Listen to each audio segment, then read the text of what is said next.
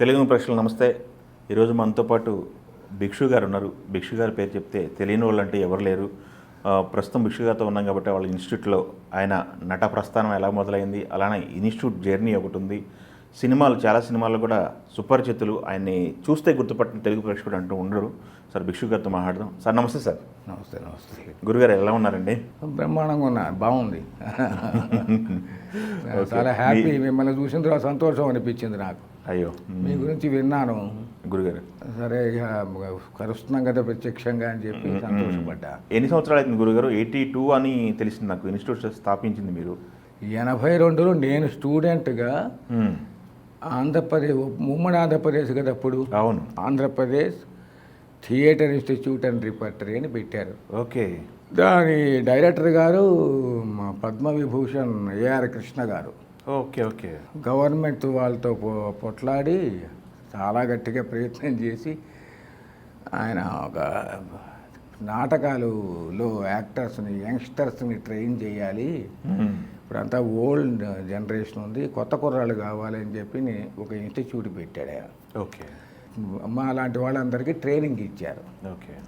ఆయన ఒక్కడే కాదు కానీ అనేక మంది గెస్ట్ ఫ్యాకల్టీలని, అనేక మంది వాల్యూ యాడెడ్ లెక్చర్స్ని అవన్నీ ఇప్పించేవారు. వర్క్షాప్స్ కండక్ట్ చేసేవారు. ఓకే. ఊరికే ఒక మాస్టర్ ఉండి పిల్లలకి యాక్టింగ్ చెప్పడం అట్లా లేదండి. ఓకే. మొత్తం ఆల్ ఆస్పెక్ట్స్ ఆఫ్ థియేటర్ చెప్పేవాళ్ళు. ఒక ఆయన లైటింగ్ గురించి చెప్పేవాడు, ఒక ఆయన సెట్ డిజైన్ గురించి చెప్పేవారు, ఓకే.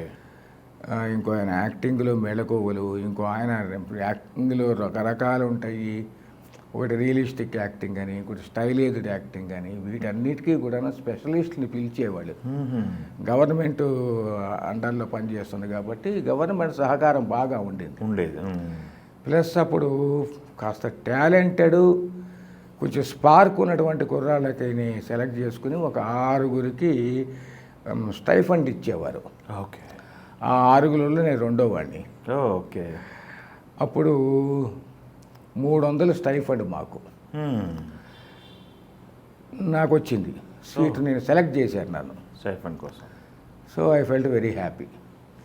దానికి కారణం ఏమిటయ్యా అంటే, అంతకుముందు ఏదో చిన్న చిన్న ఔత్సాహికంగా నాటకాలు వేయటం అవి జరుగుతుంటే అవి న్యాచురల్గా చాలామంది జీవితాల్లో అందరూ వేస్తూ ఉంటారు కదా, అలాగే నేను కూడా చేసుకుంటున్నా. కానీ ఇంకా ఏదో ఉంది ఇందులో, ఇంకా ఏదో చేసుకోవాలి, ఇంకా మంచి డైరెక్టర్ల దగ్గరికి వెళ్ళి వాళ్ళ డైరెక్షన్లో నేను నాటకం వేషాలు వేస్తూ ఉంటే ఇంకొంచెం మెరుగు అవుతానేమో అనేటువంటి ప్రయత్నంలో ఉండేది మైండ్ అంతా.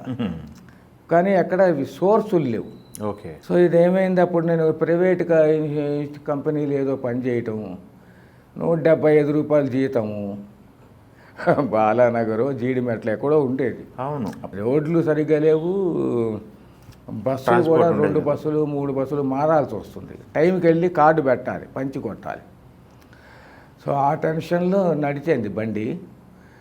ఆ తర్వాత ఇది పెట్టంగానే ఇది మా ఇంటికి దగ్గరలోనే ఉండేది ఇన్స్టిట్యూట్. ఓకే. ఎక్కడ 225, ఎక్కడ అంటే 175 స్టార్ట్ చేసి 225 దాకా నేను అందులో మొదలుపెట్టి సంవత్సరానికి ఏదో ఇస్తారు కదా ఇంక్రిమెంట్, అట్లాగే 170 నుంచి 50 రూపాయలకి 225కి వచ్చేసా. ఇది 300 అన్నారు.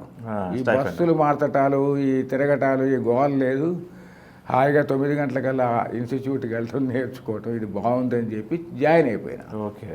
ఆ ఉత్సాహం ద్విగుణీకృతం ఎందుకైంది అంటే, నాకు ఆర్థికంగా పాపం ఇన్స్టిట్యూట్ హెల్ప్ చేయటం వల్ల నేను మహానుభావుడిని, ఆయన ప్రాతస్మరణీయుడు ఆయన, మా గురువుగారు ఏఆర్ కృష్ణ గారు. ఓకే. ఉదయం ఆయన్ని తలుచుకోవాలి. ఆ మహానుభావుడి వల్ల కాస్త ఆర్థికంగా కాస్త 300 రూపాయలు వస్తున్నాయి. అప్పుడు ఇంటి అద్దె నాకు 225. అబ్బా. అంటే మా నాన్నగారు సంసారం అంతా ఉండేది కదా, పెద్ద ఇండిపెండెంట్ హౌస్ అది అప్పుడు. సో ఆ కంట్రిబ్యూషన్ ఆ వైపు నుంచి 225 ఇచ్చేస్తుండేవాడిని. ఆయన మిగిలిన 20-30 రూపాయలు ఏదో చిన్న చిన్న టీలకి, ఇడ్లీలకి, మధు హోటల్లో, సుధా హోటల్లో కవులు బాగా కలిసేవాళ్ళు అక్కడ చిక్కడపల్లిలో. ఓకే. చాలామంది కవులు, కార్టూనిస్టులు, వీళ్ళందరూ కలిసి కాఫీలు తాగుతూ కాస్త మాట్లాడుకునేవాళ్ళు. అవన్నీ కూడాను నాలెడ్జ్ ఉపయోగపడ్డాయి, థియేటర్లో ఉపయోగపడ్డాయి. చాలా అద్భుతమైనటువంటి లైఫ్ అప్పుడు. యూత్, నేను యంగ్ ఫెలోని, వాళ్ళందరూ యంగ్స్టర్స్, కొంచెం సీనియర్ రచయితలు, వాళ్ళంతా కలుస్తూ ఉండేవాళ్ళము. ఓకే, పరిచయం చేసుకునేవాళ్ళని, మాట్లాడుకునేవాళ్ళం. ఉన్నారండి ఇప్పుడు అక్కడ కలిసిన ఉన్నారు, వాళ్ళందరూ చాలా పాపులర్. అవునా? మోహన్ గారు తెలుసు కదా, బొమ్మలు మోహన్. అవును, ఆయన కలిసేవారు అక్కడ. ఓ, తల్లావజ్జుల శివాజీ, తల్లావజ్జుల సుందరం, శంకరమంచి పార్థసారథి, మల్లా వెంకటకృష్ణమూర్తి గారు. నేను గుర్తుపట్టగలను కానీ ఆయన గాంధీనగర్లో ఉంటారు, మా ఇంటి దగ్గర నుంచి రూట్లోకి. జనానికి ఎవరికి తెలియదు, ఆయన ఫోటోలు వేయించుకునేవాడు కాదు, కానీ మేము మాట్లాడుకునేవాళ్ళం. ఓకే. ఎండమూరి వీరేంద్రనాథ్ గారు, ఓకే, నాటకాల వాళ్ళు, కథా రచయితలు, కార్టూనిస్టులు, కవులు, వీళ్ళందరూ. చంద్ర గారు మొన్న దాటిపోయినారు, ఆయన చంద్ర గారు బాగా పరిచయం. ఓకే, ఓకే, బాగా ఆప్యాయంగా మాట్లాడుకునేవాళ్ళం. సో ఇదంతా కూడాను ఒక వాల్యూ యాడెడ్ ఇన్ఫర్మేషన్ రావటము, ప్లస్ పొద్దున ప్రాక్టీస్ చేసుకోవటము. ఈ ఇన్స్టిట్యూట్లో కూడాను అనేక మంది కంట్రిబ్యూట్ చేస్తూ ఉండటం వల్ల నాకు కొంచెం దాని మీద నాలెడ్జ్ బేస్ అంటూ ఏర్పడింది. జర్నీ అలా స్టార్ట్ అయ్యి 300 స్టైఫండ్ వచ్చేసరికి కాస్త కుదురుపడ్డారు. అక్కడ కుదుటపడ్డాను. అయిన తర్వాత కోర్స్ అయిపోయింది, 1.5 hours, 1.5 years. 1.5 years అయ్యర్ అయిన తర్వాత ఏం చేయాలి? యాక్టింగ్ నేర్చుకుంటే ఎవడు ఉద్యోగాలు ఇస్తారు?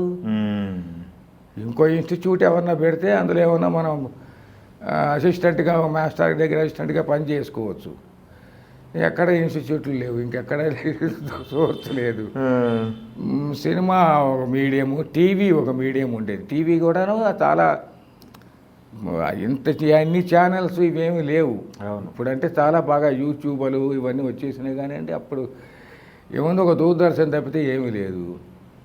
అంతకుముందు ఉపగ్రహ దూరదర్శన్, ఆ తర్వాత మంచి టెలికాస్ట్ అవన్నీ ఉండాలి పద్ధతి ఏర్పాటు చేశారు. సరే, ఇక అందులో ఎప్పుడైనా అందులో ఆడిషన్ తీసుకుని అక్కడ బి గ్రేడు సంపాదించుకుని దాని మీద కాంట్రాక్ట్లు వచ్చేవి ఒక డైరెక్టర్కి. ఆ డైరెక్టర్ గారు మనం ఒక డైరెక్టర్, ఒక్కోసారి ఒక డైరెక్టర్, ఇంకోసారి ఇంకో డైరెక్టర్, థియేటర్ వాడిని పిలిచి నాటకాలు వేయించేవాడు.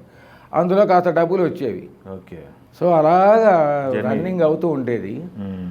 కానీ ఆ జిజ్ఞాస ఉంటుంది, ఈ తృప్తి రావట్లా. ఇంకా మంచి సోర్స్ పడాలి మన పెర్ఫార్మెన్స్ చేయటానికి, కానీ రీచ్ ఇంకా గట్టి రావాలి, ఇంకా రీచ్ కావాలి, గట్టి పడాలి, ఆర్థికంగా కూడా మనకు తోడ్పాటే ఉండాలి కదా.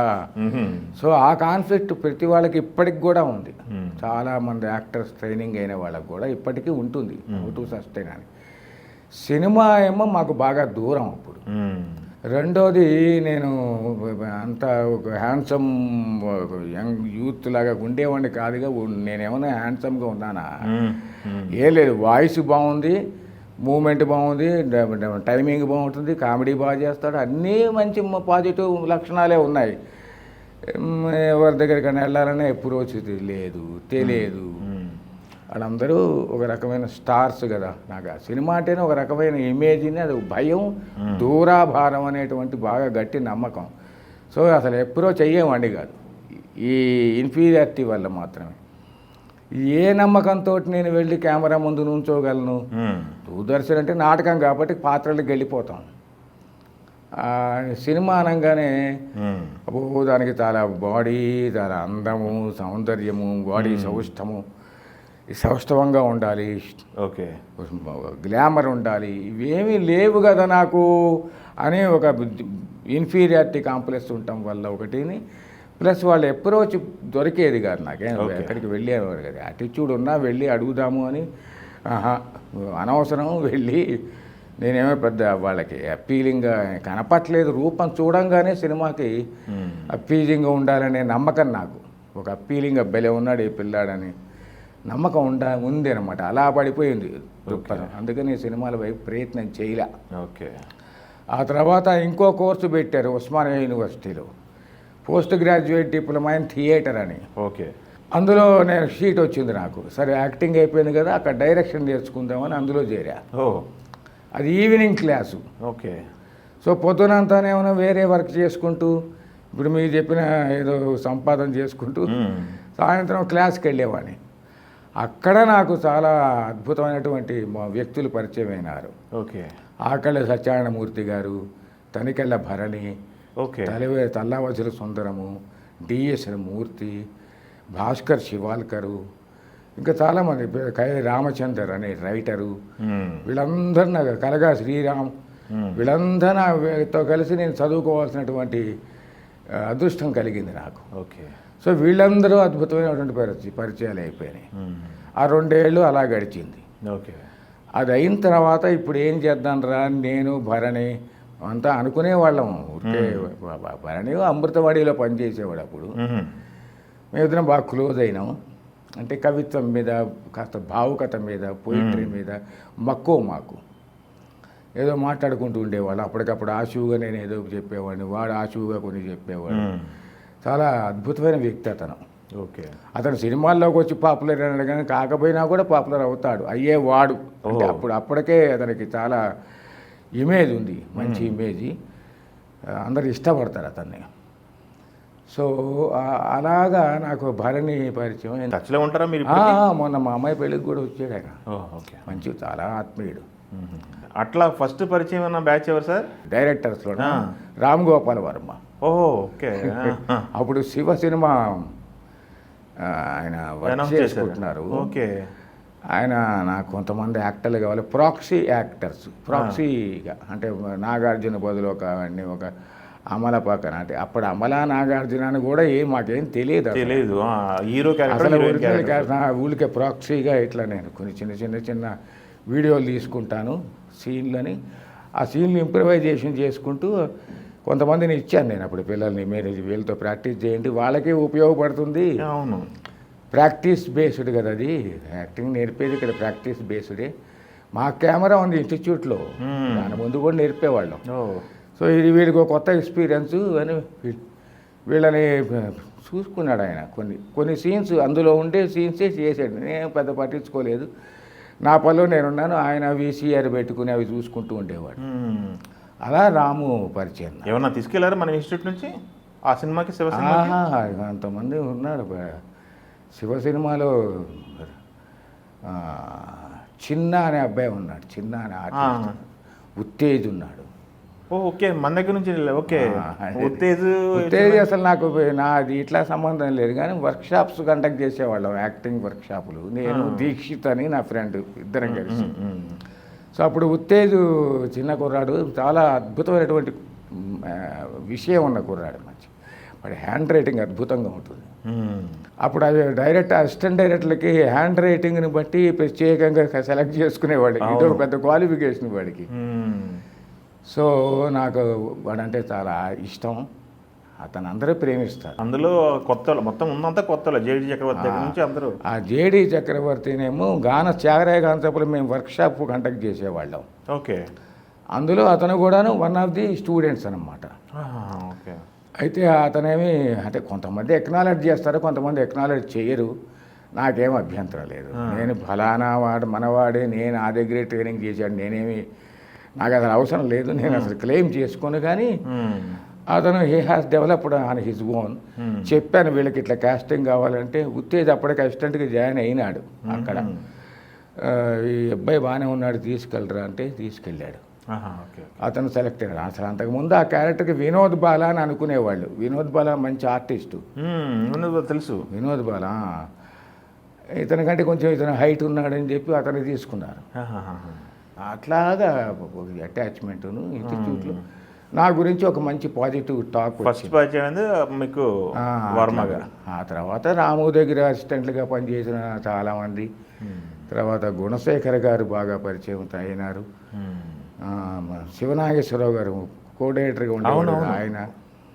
తర్వాత ఇంకా శోభను, యోగి, వీళ్ళంతా ఆ పాత బ్యాచ్. ఆ కృష్ణవంశీ గారు, వీళ్ళంతా రాము దగ్గర నుంచి వచ్చినటువంటి బ్యాచ్ కదా.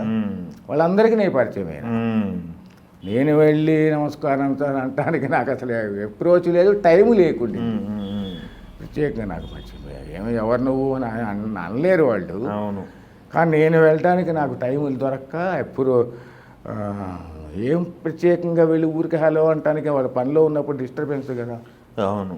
మిమ్మల్ని అడగలేదు గురుగారు మీరు సినిమాల్లో చేయమని? వాళ్ళ సినిమాల్లో అడిగారు అడిగారు నేను చేయలేదు. మ్మ్. తర్వాత ఇట్లాగే కాస్టింగ్ పని మీద ఎంవి రఘు గారు వచ్చారు. అప్పుడు గొల్లపూడి మారుతీరావు గారి నాటిక కళ్ళు అని ఒక నాటిక ఉంది, అద్భుతమైన నాటిక. అమ్మో, అది చాలా ప్రదర్శనలు చేశారు కదా దాన్ని. ఆ కళ్ళు అనే సినిమా, దాన్ని సినిమాగా ఆయన తీశారు, మీరు వినే ఉంటారు. అవును. దాంట్లో మన ఇన్స్టిట్యూట్లో ఫస్ట్ బ్యాచ్ ఉన్నటువంటి శివాజీ రాజా అని, రాజేశ్వరి అనే ఒక అమ్మాయిని మ్మ్. తీసుకున్నారు. ఓకే. వైజాగ్లో ఒక ఆయన్ని తీసుకున్నారు. విజయవాడలో ఒక ఆయన గుండు హనుమంతరావు, వీళ్ళందరినీ కాస్టింగ్ చేసుకున్నారు. కానీ ఒక క్యారెక్టర్కి దొరకట్ల వాళ్ళకి. ఈ వేషం మీరే వేయండి భిక్షు గారు అంటే ఇక మళ్ళీ నేను తటపటాయించే ఇందులో సెటిల్ అయినాను టీచింగ్లో, అందరినీ కంట్రిబ్యూట్ చేసాం అయిపోయింది. కానీ నేను మళ్ళీ వేషం వేస్తే ఇటు వెళ్ళలేను అటు వెళ్ళలేను, ఆ సినిమా ఏమవుతుందో తెలియదు. అదేమో కొంచెం ప్యారలల్ మూవీగా తీస్తారు అని ఊహించి, ఎందుకంటే సబ్జెక్ట్ అటువంటిది, పెద్ద కమర్షియల్గా హిట్ అవుతుందో లేదో, హిట్ అయినా కూడా వేషాలు రావాలిగా. అవునుగా. తర్వాత ఇది చాలా అసలే అంటే నాకు సూట్ అయిన క్యారెక్టర్లే, చక్కగా పెద్ద హ్యాండ్సమ్ వేషాలు ఏం కాదు, బెగ్గర్స్ అడుక్కునే వాళ్ళు నలుగురు. ఆ వేషానికి వాళ్ళు సూట్ అవుతారు, మీ గడ్డమున చింపిరి జుట్టుకి బాగుంటుందని చెప్పి మన ఈవి సత్యనారాయణ గారేమో కో డైరెక్టరు, రఘు గారు నిత్యం వచ్చేవారు. బాగా వారానికి ఒక బ్రేక్ తీసుకుని వచ్చి మళ్ళీ వేరే వర్క్ చేసుకుని మళ్ళీ వచ్చి, ఇన్నిసార్లు తెప్పించడం మర్యాద కాదని చెప్పి సర్లేండి అని యాక్సెప్ట్ చేసేసా. అది ఆ సినిమా ఒకటి నేను అందులో వేషం వేశాను, ఆ కళ్ళు అనే సినిమాలో.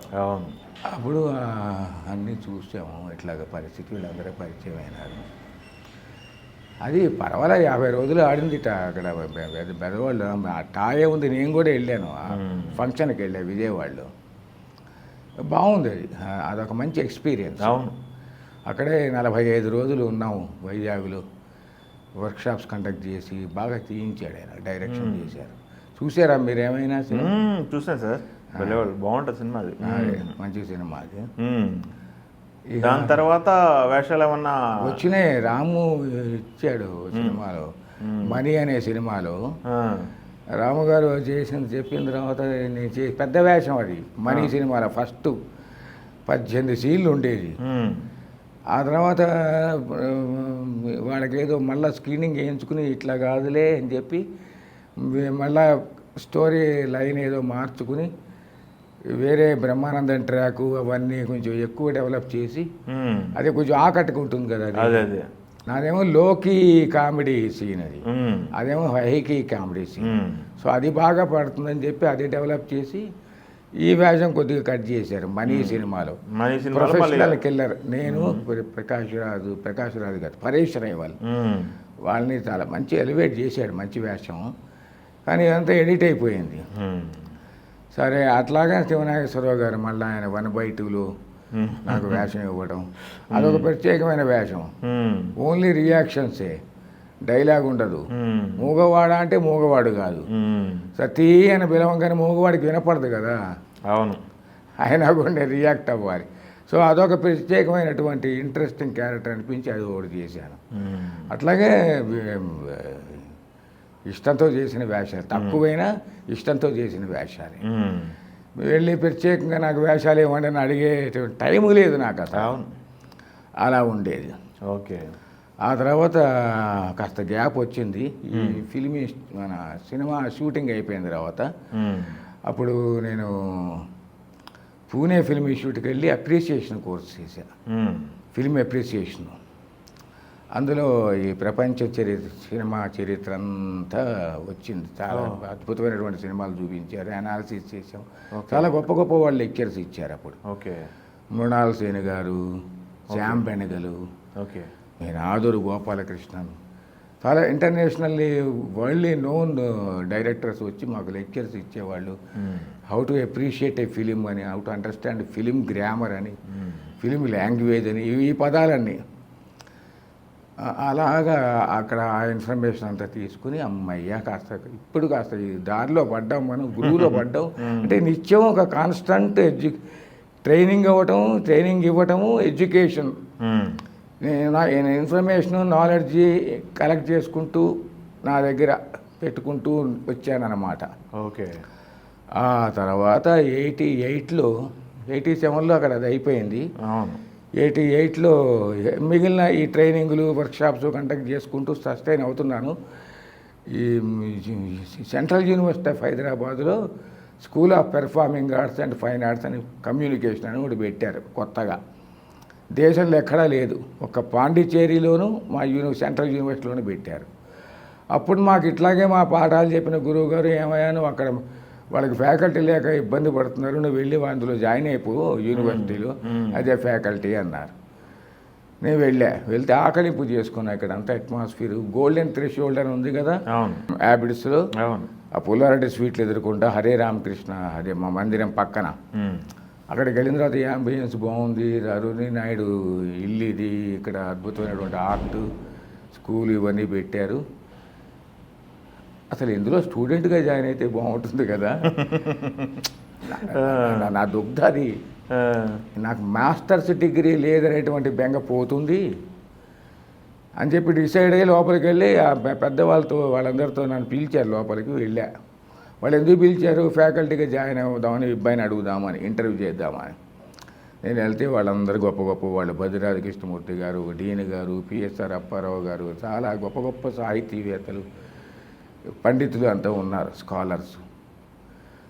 వాళ్ళందరినీ చూడంగానే అమ్మ వీళ్ళు కదా, వీళ్ళు కూడా మనకు వీళ్ళ దగ్గర నేర్చుకోవాలి. ఆయన ఏమో లింగ్విస్టిక్స్, ఆయన బద్రిరాజు కృష్ణమూర్తి. సో ఈయనకు లింగ్విస్టిక్స్ ఉన్నాడు, ఇక్కడ ఒక లిటరేచర్, తెలుగు లిటరేచర్ ఆయన ఉన్నాడు, అప్పారావు గారు. సో వీళ్ళందరూ ఉన్నారు, వీళ్ళతో ఇంటరాక్ట్ అయితే బాగానే అవుతుంది. 2 ఏళ్ళు ఏముంది, ఎంఏ వస్తుంది, బాగుంటుంది కదా అని అనుకుని అందులో నేను చేయనంటే నేను మాస్టర్స్ డిగ్రీ చేస్తాను, మీ దగ్గర స్టూడెంట్గా జాయిన్ అవుతాను, ఫ్యాకల్టీకి ఇప్పుడు వద్దులేండి, సరైన క్వాలిఫికేషను మాస్టర్స్ డిగ్రీ వస్తే బాగుంటుంది కదా అంటే, సరే మీ ఇష్టం అని చెప్పి మంచి బేస్ వాయిస్ అంది బద్రిరాజు కృష్ణమూర్తి గారి. సరేలే అని చెప్పాను. I joined as a student and achieved gold medal. ఎందుకంటే by virtue of my experience and already reading and knowledge base ఒకటి ఉంది కాబట్టి, ప్లస్ వాళ్ళ ట్రైనింగ్, కొత్త విశేషాలు చెప్పడం, దాంతో నేను I got good recognition and gold medal వచ్చింది.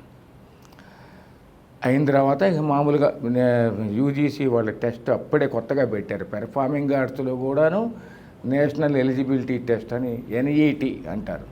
అది ఎన్ఈటీ పాస్ అయితే లెక్చరర్స్ కానీ, అసిస్టెంట్ ప్రొఫెసర్లు కానీ వాళ్ళ ఎలిజిబిలిటీ వస్తుంది. అది కూడా పాస్ అయితే వెంటనే వీళ్ళు ఇక్కడ రెగ్యులర్ పోస్ట్ అప్లై చేయమన్నారు. చేశాను. అది పోస్ట్ వచ్చింది, నేను అవి చేశాను. అప్పటికే మా ఇక కాంపిటీషన్ పెరిగిపోతుంది కదా. అవును, పెరిగితే నాకేమో అభ్యంతరం లేదు. నాకు ఎందుకంటే అలవాటైన టక్కామొక్కీలు అలవాటే కదా, వస్తే వచ్చింది, లేకపోతే లేదేమైనా వెళ్ళాము. నా నాలెడ్జ్ నా దగ్గర ఉంటుంది, ఏమైంది ఇప్పుడు అనుకునేవాడిని సరదాగాలే. అదే మొత్తానికి అక్కడ కూడా నేను సెలెక్ట్ చేశారు నన్ను. ఎందుకంటే ఈ నేషనల్ ఎలిజిబిలిటీ టెస్ట్ పాస్ అవ్వటము, అన్నీ థియేటర్లోనే పనిచేయటము, టీచింగ్లోనే చేయటము, డిఫరెంట్ మీడియాలో పనిచేయటము, ఫిల్మ్ ఇన్స్టిట్యూట్లోను, టెలివిజన్లోను ఎక్స్పీరియన్స్ అవన్నీ కౌంట్ చేశారు వాళ్ళు. So this fellow can be useful for hour university అని చెప్పి నన్ను సెలెక్ట్ చేశారు యాజ్ అసిస్టెంట్ ప్రొఫెసర్గా. ఇక అక్కడ 30 ఏళ్ళు పనిచేసేసాను. ఇప్పుడు రిటైర్ అయిపోయినా, 2021లోనే రిటైర్ అయినా. మాకు 65 ఇయర్స్కి రిటైర్మెంట్. 2021 అంటే ఇప్పుడు ఏమైంది, సాలరీ బాగానే వచ్చేదా? గవర్నమెంట్, సెంట్రల్ గవర్నమెంట్ కదా, గవర్నమెంట్ యూజీసీ స్కేల్స్ కదా, బ్రహ్మాండం, శుభ్రంగా. చాలా అసలు రూపాయి కోసం టెన్షన్ పడ్డవాళ్ళం. మరి ఈ పర్టికులర్ విద్యతో నేర్చుకుని దీనికి కావాల్సినటువంటి సాధికారికత, అథారిటేటివ్, దీన్ని ప్రయోగించుకోవటానికి లేదా ఉపయోగించుకోవటానికి కావాల్సినటువంటి వేదిక వచ్చిన తర్వాత అంతకంటే ఎవరికైనా అదృష్టం ఉంటుందా అస్సలు. సో అది తృప్తి నాకు. Okay, great. దాంతో అందులో I joined as a professor, అంటే అసిస్టెంట్ ప్రొఫెసర్. తర్వాత మామూలుగా రెగ్యులర్గా వాళ్ళు రిటైర్ అయ్యే టైంకి ప్రొఫెసర్గా రిటైర్ అయిపోయినా. అది అక్కడ కంట్రిబ్యూషన్ అటు చేస్తున్నాను. సినిమా వాళ్ళతో ఇంకా అప్పుడప్పుడు వాళ్ళు ఏం చేసేవాళ్ళు అంటే ఇన్స్టిట్యూట్లా పెట్టలేదు నేనేమి. సినిమా ఇండస్ట్రీకి సంబంధించి మన దగ్గర షైన్ అయ్యి వెళ్ళిన చాలామంది శిష్యులు ఉన్నారు. అవును. చెప్పుకోవాల్సింది మనం ఎక్కువగా ఎన్టీఆర్ ఏ స్టేజ్లో వచ్చారు సార్ మీ దగ్గర ట్రైనింగ్ కోసం? అది ఆయన ప్రత్యేకంగా నా గురించి రాలేదండి. మన ఎన్టీ రామారావు గారు బాయ్, అతను 10 years బాయ్. ఓ చిన్నప్పుడు, ఓకే. ఎంఎస్ రెడ్డి గారు ఒకసారి మా ఇంటికి వచ్చారు. సెల్ ఫోన్లు లేవుగా అప్పుడు అవును, మాకు లేవు, ఆయనకు ఉంటే ఉన్నాయేమో. ఆయన వచ్చి ఇట్లాగ రామాయణం అనేటువంటి సినిమా తీస్తున్నాము చిన్న పిల్లలతోటి. ఓకే, బాలరామాయణ టైంలో అందరు పిల్లలు, పెద్ద రామాయణమే కానీ పిల్లలు యాక్టర్లు. రామాయణం. దశరథుడు ముసలాడే కానీ పిల్లాడు చేస్తాడు. ఇవన్నీ ఎక్స్ప్లెయిన్ చేశారు ఆయన. దశరథుడేగా ఆయన. అవును, రాముడు కదా. ఈ జనక మహారాజులు వాళ్ళు వీళ్ళందరూ పిల్లలేను. ఈ శ్రీరాముడికి మన తారక్ని పెట్టుకుంటున్నాను, గుణశేఖర డైరెక్టరు. పక్కన గుణశేఖర్ని కూడా తీసుకొచ్చి పరిచయం చేశారు. క్వార్టర్స్లో ఉండేవాడిని, యూనివర్సిటీ క్వార్టర్స్లో. ఓకే. అంతకుముందు పంజగుట్లో ఉండేవాడిని, బంజారా హిల్స్లో. జర్నలిస్ట్ కాలనీలో ఉండేవాడిని, ఆంధ్రజ్యోతి పక్క సందులో. అక్కడ ఆ తర్వాత ఇటు షిఫ్ట్ అయ్యేదాకా దాదాపు 10 నెలలు వీళ్ళందరికీ యాక్టింగ్ ట్రైనింగ్ ఇచ్చాము. కంపోజిషన్స్, డైలాగులు, టైమింగు, టేకింగులు, వాళ్ళకి అవన్నీ హెల్ప్ చేసుకుని మొత్తానికి అది చేసినప్పుడు ఈ తారకు చిన్నపిల్లాడు 9-10 ఏళ్ళు ఉంటాయి అంతే. శ్రీరాముడు కదా. అక్కడ కాంప్లికేషన్ ఏమిటంటే అతను శ్రీరాముడిలాగా చిరునవ్వు నవ్వుతూ ఉండాలి కదా రాముడు, అంతేగా. ఇతనేమో విరుద్ధం, అల్లరి గందరగోళంగా ఉంటాడు, చాలా హైపర్ యాక్టివ్. ఓ మాట చెప్తుంటే దృష్టి పెట్టాడు, మన వినడు, అటు ఇటు తిరుగుతుంటాడు. కానీ విన్నాడో లేదో మనకు తెలియదు కానీ నాయన ఏం బాబు రెడీయా చెప్పమ్మా చెప్పేసేవాడు. ఊరిని దుంపది మాకు ఆశ్చర్యంగా ఉండేది. ఆ గుణశేఖర్ కానీ తాతయ్య గారు అంటే ఎంఎస్ రెడ్డి గారు కానీ ఎంత ఆనందపడేవాళ్ళు. అటువంటి మంచి జెనెటిక్గా అతనికి చాలా ఉంది, ఆ గట్టితనం ఉంది, క్రియేటివిటీ ఉంది, మంచి ఇన్స్టింక్ట్ ఉంది. సో అతను he became very good actor. తర్వాత అతనికి ఉన్నటువంటి ప్రయాణంలో అతను పైకి వచ్చారు. సో ప్రత్యేకంగా భిక్షు గారి దగ్గరికి వెళ్ళాలి, పంపించాలని అది ఏం లేదు. మొత్తం హోటల్ ప్రాజెక్టుకే రెడ్డి గారు నన్ను అడిగారు. నేను మా ఆవిడ ఆవిడ లేకపోతే నేను సగం నా పని అయ్యేది కాదండి, ఇన్కంప్లీట్ అయ్యేది. సో ఆవిడ నేను కలిసి బాగా పనిచేసాం. వాళ్ళ తాతగారు సీఎం కదా ఆ టైంలో. నాకు ఆ ఇయర్ కూడా గుర్తులేదు. 83 తర్వాత 83లో పార్టీ పెట్టారు ఆయన. 83లో మేము స్టూడెంట్లు, థియేటర్లో స్టూడెంట్స్ కదా. Okay okay. అట్లా జరిగింది మొత్తానికి అయితే ఎన్టీఆర్ రావడం మీ దగ్గరికి యాదృచ్ఛికంగా. అంటే ఏదో మరి ఒక పని అనుకుంటే ఆ పని మీదనే వెళ్తూ ఉంటే అన్ని నదులు అన్నీ కలుస్తూ ఉంటాయి. అట్లాగా ఒక మార్గం ఏర్పడి మన దోమన మనం వెళ్తాం. నది అంతే, ఒక నది ఎక్కడో పుడుతుంది, అడ్డంకులు దాటుకుంటూ లోతున్నప్పుడు బాగా స్పీడ్గా వెళ్ళి ఎత్తున్నప్పుడు మళ్ళీ పక్కకే జరుపుకుని నది ప్రయాణం చేసినట్టే మనుషుల జీవితాలు కూడా. అవును, మీరు స్పెసిఫిక్గా ఒక స్కూల్ అంటూ పెట్టకుండా ఎవరైనా వస్తే చెప్తూ వెళ్ళేవాడు అంతే. ఇన్స్టిట్యూట్ లాగా బ్యాచ్కి అంతే, రండి నేను ట్రైనింగ్ ఇస్తా ఎప్పుడు చెప్పలేదండి అసలు. అందుకే ఇటువంటి మీడియా ఇంటర్వ్యూలకు కూడా చాలా దూరంగా ఉండేవాడిని అండి. అంత ఓపెన్గా నేను అది లేదు నాకు అసలు. ఆ సెల్ఫ్ ప్రమోటివ్ అది సహజంగా కొంతమందికి ఉంటుంది, నాకు లేదు అసలు. అది ఎవరైనా ప్యాడ్ చేసి రావయ్యా బాబు ముందుకు రావయ్యా అని కూడా అన్నా కూడా నేను సంకోచిస్తా, జంపుతా. నాకు నా వ్యక్తిత్వం అది. ఎన్ని సీరియల్స్ చేశారు? చాలా చేశాను. సీరియల్స్ అంటే ఎపిసోడ్లు ఎక్కువ. శాంతి నివాసంలో వీళ్ళను మంచి మెయిల్ వీళ్ళను రాజమౌళి గారు.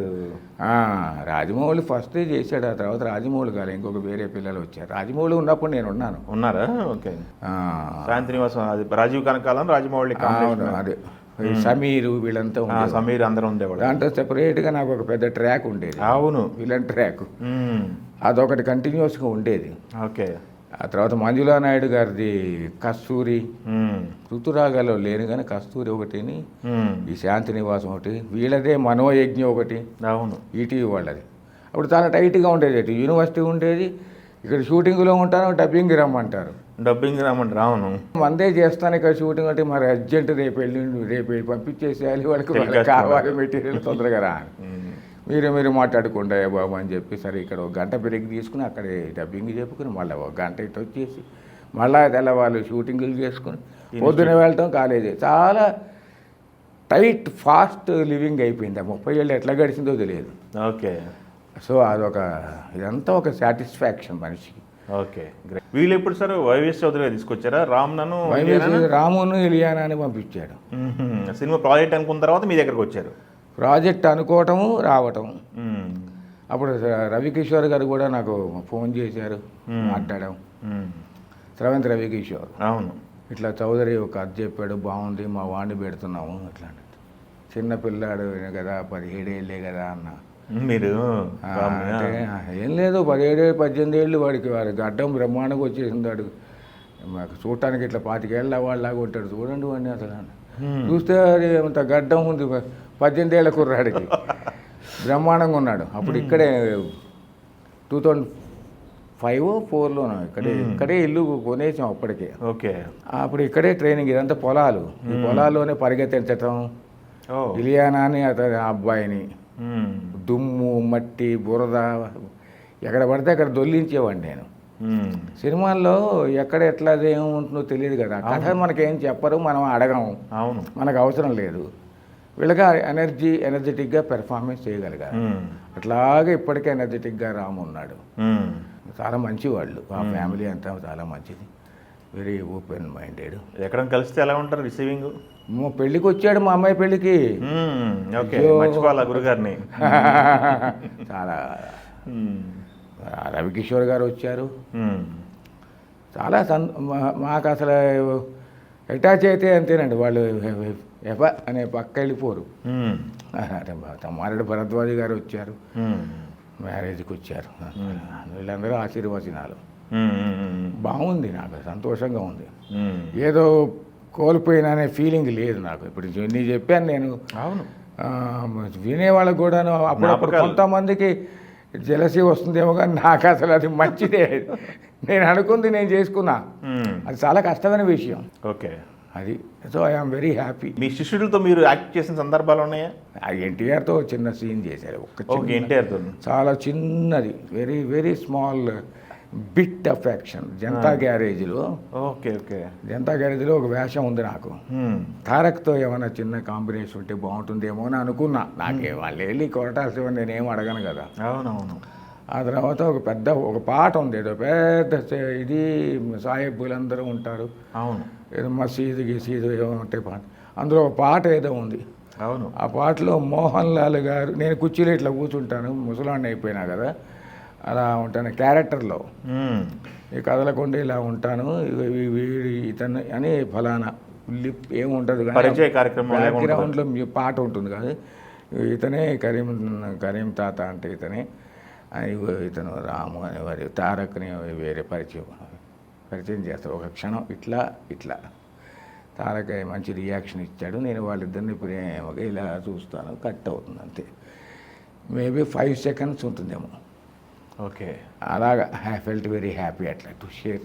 ఓకే. చిన్నతో చేశాను, షేర్ చేసుకున్నాను. ఆ తర్వాత జేడి చక్రవర్తి సినిమాలో ఉన్నా కానీ నేను మా ఇద్దరి మధ్య సీన్ ఏం లేదు. శ్రీకాంత్ను జేడి చక్రవర్తి చిన్నతో చేశాను.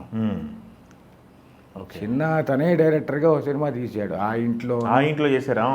దాంట్లో నేను మాంత్రికుడు వేషం ఉంది, అతనితో చేశాను. అట్లా ఉన్న స్టూడెంట్స్తో పని చేశాను నేను. ఓకే. అన్నీ సడన్గా జ్ఞాపకాలు ఉండవు కానీ. అదే హీరోలోనే కాకుండా హీరోయిన్స్ కూడా వచ్చారు కదా మన దగ్గరికి. ఇలియానాతో పాటు ఇంకెంతమంది ఉన్నారు సార్ మన దగ్గర? దిల్ అనే ఒక సినిమా వచ్చింది కదా, ఈవి వినాయక్ది, నితిన్ది. ఆ నితిన్ కూడా ట్రైనింగ్ మన దగ్గరైన వాడేలే. నితిన్ కూడా. ఓకే. జయన్ సినిమా అప్పుడు తేజ గారు, దిల్ రాజు గారు మా అమ్మాయిని పంపిస్తాను మీరు ట్రైనింగ్ ఏమంటే, దాని పేరు, ఆ పిల్ల పేరు నేహ అనే అమ్మాయి వచ్చేది. నేహతో పాటు ఇంకో ఆయన డైరెక్టర్ అయినాడు తర్వాత, జార్జి రెడ్డి అనే సినిమా డైరెక్ట్ చేశాడు. అవును, జీవన్ రెడ్డి కూడా ట్రైనింగ్కి వచ్చేవాడు అప్పుడు. Okay okay. సో వీళ్ళిద్దరిని పెట్టి ట్రైనింగ్ ఇచ్చాం మేము ఆ అమ్మాయికి. నేహ అదొక ఆడపిల్ల. కొంతమంది సడన్గా జ్ఞాపకం రావట్లేదు. ఇక్కడికి వచ్చిన తర్వాత పూనం కవర్ వచ్చేది. తేజ పంపించాడు, పూనం కౌరు, ఓకే. పార్వతీ మెల్టన్ వచ్చింది. ఆహా, ఓకే, తను కూడా చేసింది. కొన్నాళ్ళు అంటే తెలుగు బాగా నేర్చుకుంది అక్కడ త్రివిక్రమ్ దగ్గర, వాళ్ళ దగ్గర. కొంచెం నైసిటీసు, సటిలిటీసు, యాక్టింగ్లు ఏమన్నా అంటే ఆ అమ్మాయిని పంపించేవాళ్ళు. ఓకే. బట్ ఆమె కాన్స్టెంట్గా ఏం లేదు కానీ but she use to come and take certain tips తీసుకుని వెళ్తూ ఉండేది. ఓకే. ఈ మధ్యలో ఒక పిల్లని మిస్ అయినాను, సుహాసిని అని ఒక అమ్మాయి ఉంటుంది. అవును, సుహాసిని చంటిగాడి సినిమా చేస్తుంది. సీరియల్స్లో Seriously చాలా చేస్తుంది. ఫేమస్ అయ్యింది. అవును. ఆ నెల్లూరు అమ్మాయి చాలా చిన్న పిల్లను, 10th క్లాస్ బ్యాసే వచ్చింది. ఓకే. ఆ పిల్లని కలిదింటి జై గారు పంపించారు. అవును, జైగా తెలుసు. అవును, బిఏ ఆవిడ సినిమా జర్నలిస్టు, చాలా ఎక్స్పీరియన్స్డ్, ఫిలిం మీద అథారిటీ ఉంది ఆవిడకి, స్టోరీ బాగా రాస్తారు. ఆ అమ్మాయిని సెలెక్ట్ చేస్తే ఆ అమ్మాయిని పంపించారు. ఆ అమ్మాయి ఒక ఆడపిల్ల, అట్లా ఉన్నారు. సుహాసిని, ఆర్య సినిమా ఫస్ట్ సినిమాలో హీరోయిన్ పేరు అల్లు అర్జున్ గారు ఆరే సినిమా. ఆ అమ్మాయి వచ్చింది. ఓకే. ఓకే. అట్లా వచ్చారు చాలామంది. చిరుత అనే సినిమా వచ్చిందిగా, Ram Charan Chirutha first cinema, Ram Charan first cinema. ఆ అమ్మాయి ఉంది కదా, ఆ అమ్మాయికి సిస్టర్ ఒకటి ఉంది, ఆ సిస్టర్ని పంపించారు. ఓకే. ఓకే. ఆ అమ్మాయి కూడా ట్రైనింగ్ ఇచ్చాం. ఆ అమ్మాయి ఏమైందో తెలియదు. తర్వాత సాయి ధరమ్ తేజ్ వచ్చినట్టున్నాడు మెగా కాంపౌండ్ దగ్గరికి. వీళ్ళందరూ పెద్ద లిస్ట్ ఉంది. సాయి ధర్మతేజ, వైష్ణవ్ కూడా వచ్చాడు. వైష్ణవ్ కూడా మన దగ్గర ట్రైనింగ్ ఇస్తున్నాడు. ఓకే. ఓకే. సాయి ధర్మతేజ్తో పాటు ఒక అమ్మాయి ఉండేది. ఆ అమ్మాయిని సెలెక్ట్ తీసుకోవాలి, బుచ్చిబాబు, వేరే అమ్మాయిని తీసుకున్నారు కానీ ఓకే. ఆ పిల్ల అద్భుతంగా చేసింది. నేను చెప్పాను, అమ్మాయి నీకు కంట్రిబ్యూట్ బాగా చేస్తుందయ్యా, వాళ్ళిద్దరు చక్కగా భలే జోడీ కుదిరింది. చేయించేస్తున్నాం కదా మేము. ఫస్ట్ అనుకున్నది ఆ అమ్మాయిని అన్నమాట. నేనే చెప్పాను, ఇగో ఈ అమ్మాయి బాగుంది, చేసుకోవా, ఇంకా ఏం ప్రయత్నం చేస్తామంటే కాదులేండి అని చెప్పి ఆ అమ్మాయిని పక్కగా తెప్పించేసి వేరే అమ్మాయిని పెట్టారు. ఆ అమ్మాయి పెద్ద హిట్ అయింది. ఉప్పెన అనే సినిమాకి. అవును. అవును. వైష్ణవ తేజతోటి కదా. అవును. అప్పుడు ఉండేది. ఈ ట్రైనింగ్ అయిన పిల్ల ఏం చేసింది, మామూలుగా సామాన్యంగా వాళ్ళ పేరెంట్స్ ఆకి అక్కడ దాకా వచ్చింది, నువ్వే 99% అన్నారు. పుస్తకం తీసేటప్పటికల్లా వాళ్ళకి డిసప్పాయింట్ అయిపోయి ఇక పెళ్లి చేసేసారు ఆ పిల్లకి. నేను వాళ్ళు ఫీల్ అయినా కంటే నేను ఎక్కువ ఫీల్ అయ్యాను. నేను మా ఆవిడ మేమంతా ఫీల్ అయిపోయాను. మంచి ఆర్టిస్ట్ అయింది ఆ పిల్ల, వండర్ఫుల్. ఓకే. అట్లాగా ఆడపిల్లలు చాలామంది ఉన్నారు, వచ్చారు. సాయి ధర్మతేజ్ వచ్చాడు, బెల్లంకొండ సురేష్, కొడుకు సాయి శ్రీనివాస్, నిలబడ్డారు హీరోలు. ఎంఎస్ రాజు గారి అబ్బాయి సుమంత్ అశ్విన్, కీరవాణి గారి అబ్బాయి సింహ, మణిశర్మ గారి అబ్బాయి సంగీత్ మహతీశ్వర సాగర్. అవును, యాక్టింగ్ ట్రైనింగ్ తీసుకున్నాడా అతను నాగశౌర్య ఇద్దరు కలిసి మన దగ్గరికి వచ్చారు అప్పుడు. ఓకే. మా గురువు గారు యూనివర్సిటీలో ప్రొఫెసర్లు నాగపూడి శర్మ గారును, చాట్ల శ్రీరాములు గారు. ఓకే. చాట్ల శ్రీరాములు గారిని విక్టరీ మసూన్రావు గారు మాకు ఒక ఆయన కావాలి ఇన్స్టిట్యూట్లో ప్రిన్సిపాల్గా ఉండటానికి, ఎవరైనా సజెస్ట్ చేయండి అని అడిగారట. అడిగితే ఈయన చాట్ల గారు నా పేరు చెప్పారు. నా పేరు భరణి పేరు, ఇద్దరి పేరు చెప్పారు. మా ఇద్దరిని అక్కడ ఆయన మసూన్రావు గారు కలిసాము. మేము వెళ్ళిన తర్వాత కలిస్తే నాకు ఆల్రెడీ అక్కడ ఉంది, నేను ఇప్పుడిప్పుడే సినిమాలో స్క్రిప్ట్ రాయడానికి నాకు ఛాన్సులు వస్తున్నాయి పని, అందుకని నేను చేయలేదులేండి, ప్రస్తుతానికి రన్నింగ్ అమృతం అని నడుస్తుంది. స్క్రిప్ట్లు అంటే నేను రాసుకుంటూ మెల్లగా వాళ్ళకి స్టోరీ కంట్రిబ్యూషన్ అవి చేస్తున్నాను ఇండస్ట్రీకి. సో అని అడిగితే మీ సంగతి ఏమిటంటే నేను రెడీ అయ్యానండి, నేనేమి ఇంకేమి మోమాటం లేదు, డబ్బులు వస్తాయి కదా, జీతం వస్తుంది, పని ఉంది. ఫస్ట్ పని దొరికింది అమ్మయ్యా అని. దీనికి పని ఎక్కడ దొరుకుతుంది, థియేటర్లో ఇవన్నీ నేర్చుకుని. కానీ 2 డిప్లొమాలు ఉన్నాయి కాబట్టి, ఒకటి పీజీ డిప్లొమా ఉంది, ఒకటి రెగ్యులర్ డిప్లొమా ఉంది కాబట్టి, సో ఒక సార్థకమైంది చదువుకున్న దానికి ఒక సరైనటువంటి ఉద్యోగం. ఇప్పటికి కూడాను ఎవరో ఏదో మంచి బ్రహ్మాండమైన మెకానికల్ ఇంజనీరు లేకపోతే ఇంకో ఇంజనీరు బీటెక్లు ఇవన్నీ చేస్తారు, కానీ వాళ్ళ సంబంధం లేని ఉద్యోగాల్లో చేరుతారు ప్రజెంట్ ఉన్న జనరేషన్. ఇప్పుడు జనం. కానీ నేను చదువుకున్న దానికే ప్రత్యేకంగా అటువంటి వర్కే రావడం అనేది అదృష్టమేగా. అంతేగా. ఇప్పుడు నాతో పాటు చాలామందికి అటువంటి అదృష్టం జరగలేదుగా. వాళ్ళు వేరే సోర్సుల్లో చేరిపోయినారు. సాంగ్ అండ్ డ్రామా డివిజన్లు, స్టేట్ సాంగ్ అండ్ డ్రామా డివిజన్లు, పోలీస్ డిపార్ట్మెంట్ ఇట్లా అలా చేరిపోయినారు వాళ్ళు. డైవర్ట్ అయిపోయారు. వాళ్ళంతా నాటకాలు వాళ్ళే, డైవర్ట్ కాల నాటకాలుగానే ఇదే నాలెడ్జ్తోనే చేరారు వాళ్ళే. ఆ బ్యాచ్ ఎవ్వరు వేస్ట్గా ఏదో వేరే డైవర్ట్ లారీ డ్రైవర్లు అవటం కాల. Okay okay. వాళ్ళు వండర్ఫుల్గా అందరూ సెటిల్ అయినా మేమంతా. ఓకే. సరే ఇన్స్టిట్యూట్లో చేరిన తర్వాత సినిమా వాళ్ళు కొంతమంది వాళ్ళకి నా గురించి ఆ సినిమా డైరెక్టర్లు వాళ్ళు అప్పటి యూత్ ప్రయత్నాలు చేసే డైరెక్టర్లకి ఫస్ట్ డైరెక్షన్ అలాగా మసూదరావు గారి ద్వారా ఆ ఇన్స్టిట్యూట్ వేదిక అయిన తర్వాత అక్కడ నాకు వీళ్ళందరితోటి కొంచెం వాళ్ళందరూ వచ్చి ఇంటరాక్ట్ అవుతూ ఉండేవాళ్ళు. Okay okay. అలాగా సినిమా ఇండస్ట్రీ తోటి ఫస్ట్ ఎట్లా ఉండేది, చాలా దూరాభారం మనకు అని ఉండేది. తర్వాత వీళ్ళు ఆ ఇన్స్టిట్యూట్ వేదికగానే పనిచేసేటప్పుడు అక్కడికి వచ్చేవాళ్ళు కదా డైరెక్టర్స్. వాళ్ళకేదో యాక్టర్స్ కావాలనో కాస్టింగ్ చేసుకోవాలనో ఎవరినైనా సెలెక్ట్ చేసుకుందామనో డైరెక్టర్లు వచ్చేవాళ్ళు. అప్పుడు నేను ఇన్స్టిట్యూట్ పెద్ద కాబట్టి నన్ను సంప్రదిస్తే ఇగో పలానా ఏదో చూడండి అని చెప్పేసి పంపించేసేవాడిని. సో అలాగ పరిచయం అయింది ఇండస్ట్రీతో. గురుగారు మీ దగ్గర ఉన్న శిష్యుల్లో చెప్పుకోదగ్గ వ్యక్తి ఈ మధ్య బాగా షైన్ అవుతున్నాడు, ఇండస్ట్రీలో బాగా వినపడుతున్న పేరు ప్రియదర్శి. ప్రియదర్శి ఎట్లా వచ్చాడు మీ దగ్గరికి దర్శిగా? ప్రియదర్శి వాళ్ళ నాన్నగారు నేను యూనివర్సిటీ ఆఫ్ హైదరాబాద్లో కొలీగ్స్మే. ఓకే. ఆయన ప్రొఫెసరు, నేను ఇక్కడ ప్రొఫెసరు. అయితే ఆయన ఫోక్లోర్ సెంటర్లో ఉండేవారు, నేను పెర్ఫార్మింగ్ ఆర్ట్స్ ఉండేవాడు. కాబట్టి ఇద్దరికి కామన్ ఏమిటంటే పెర్ఫార్మెన్స్. ఆయన పెర్ఫార్మెన్స్ స్టడీస్ మీద చాలా గొప్ప అథారిటేటివ్ పరిశోధకుడు, ఆయన researcher. Okay. Internationally acclaimed scholar ఆయన. మేము అందరం క్వార్టర్స్లో ఉండేవాళ్ళం కదా. మా అమ్మాయి ప్రియదర్శి కూడా స్కూల్కి వెళ్తూ ఉండేవాడు.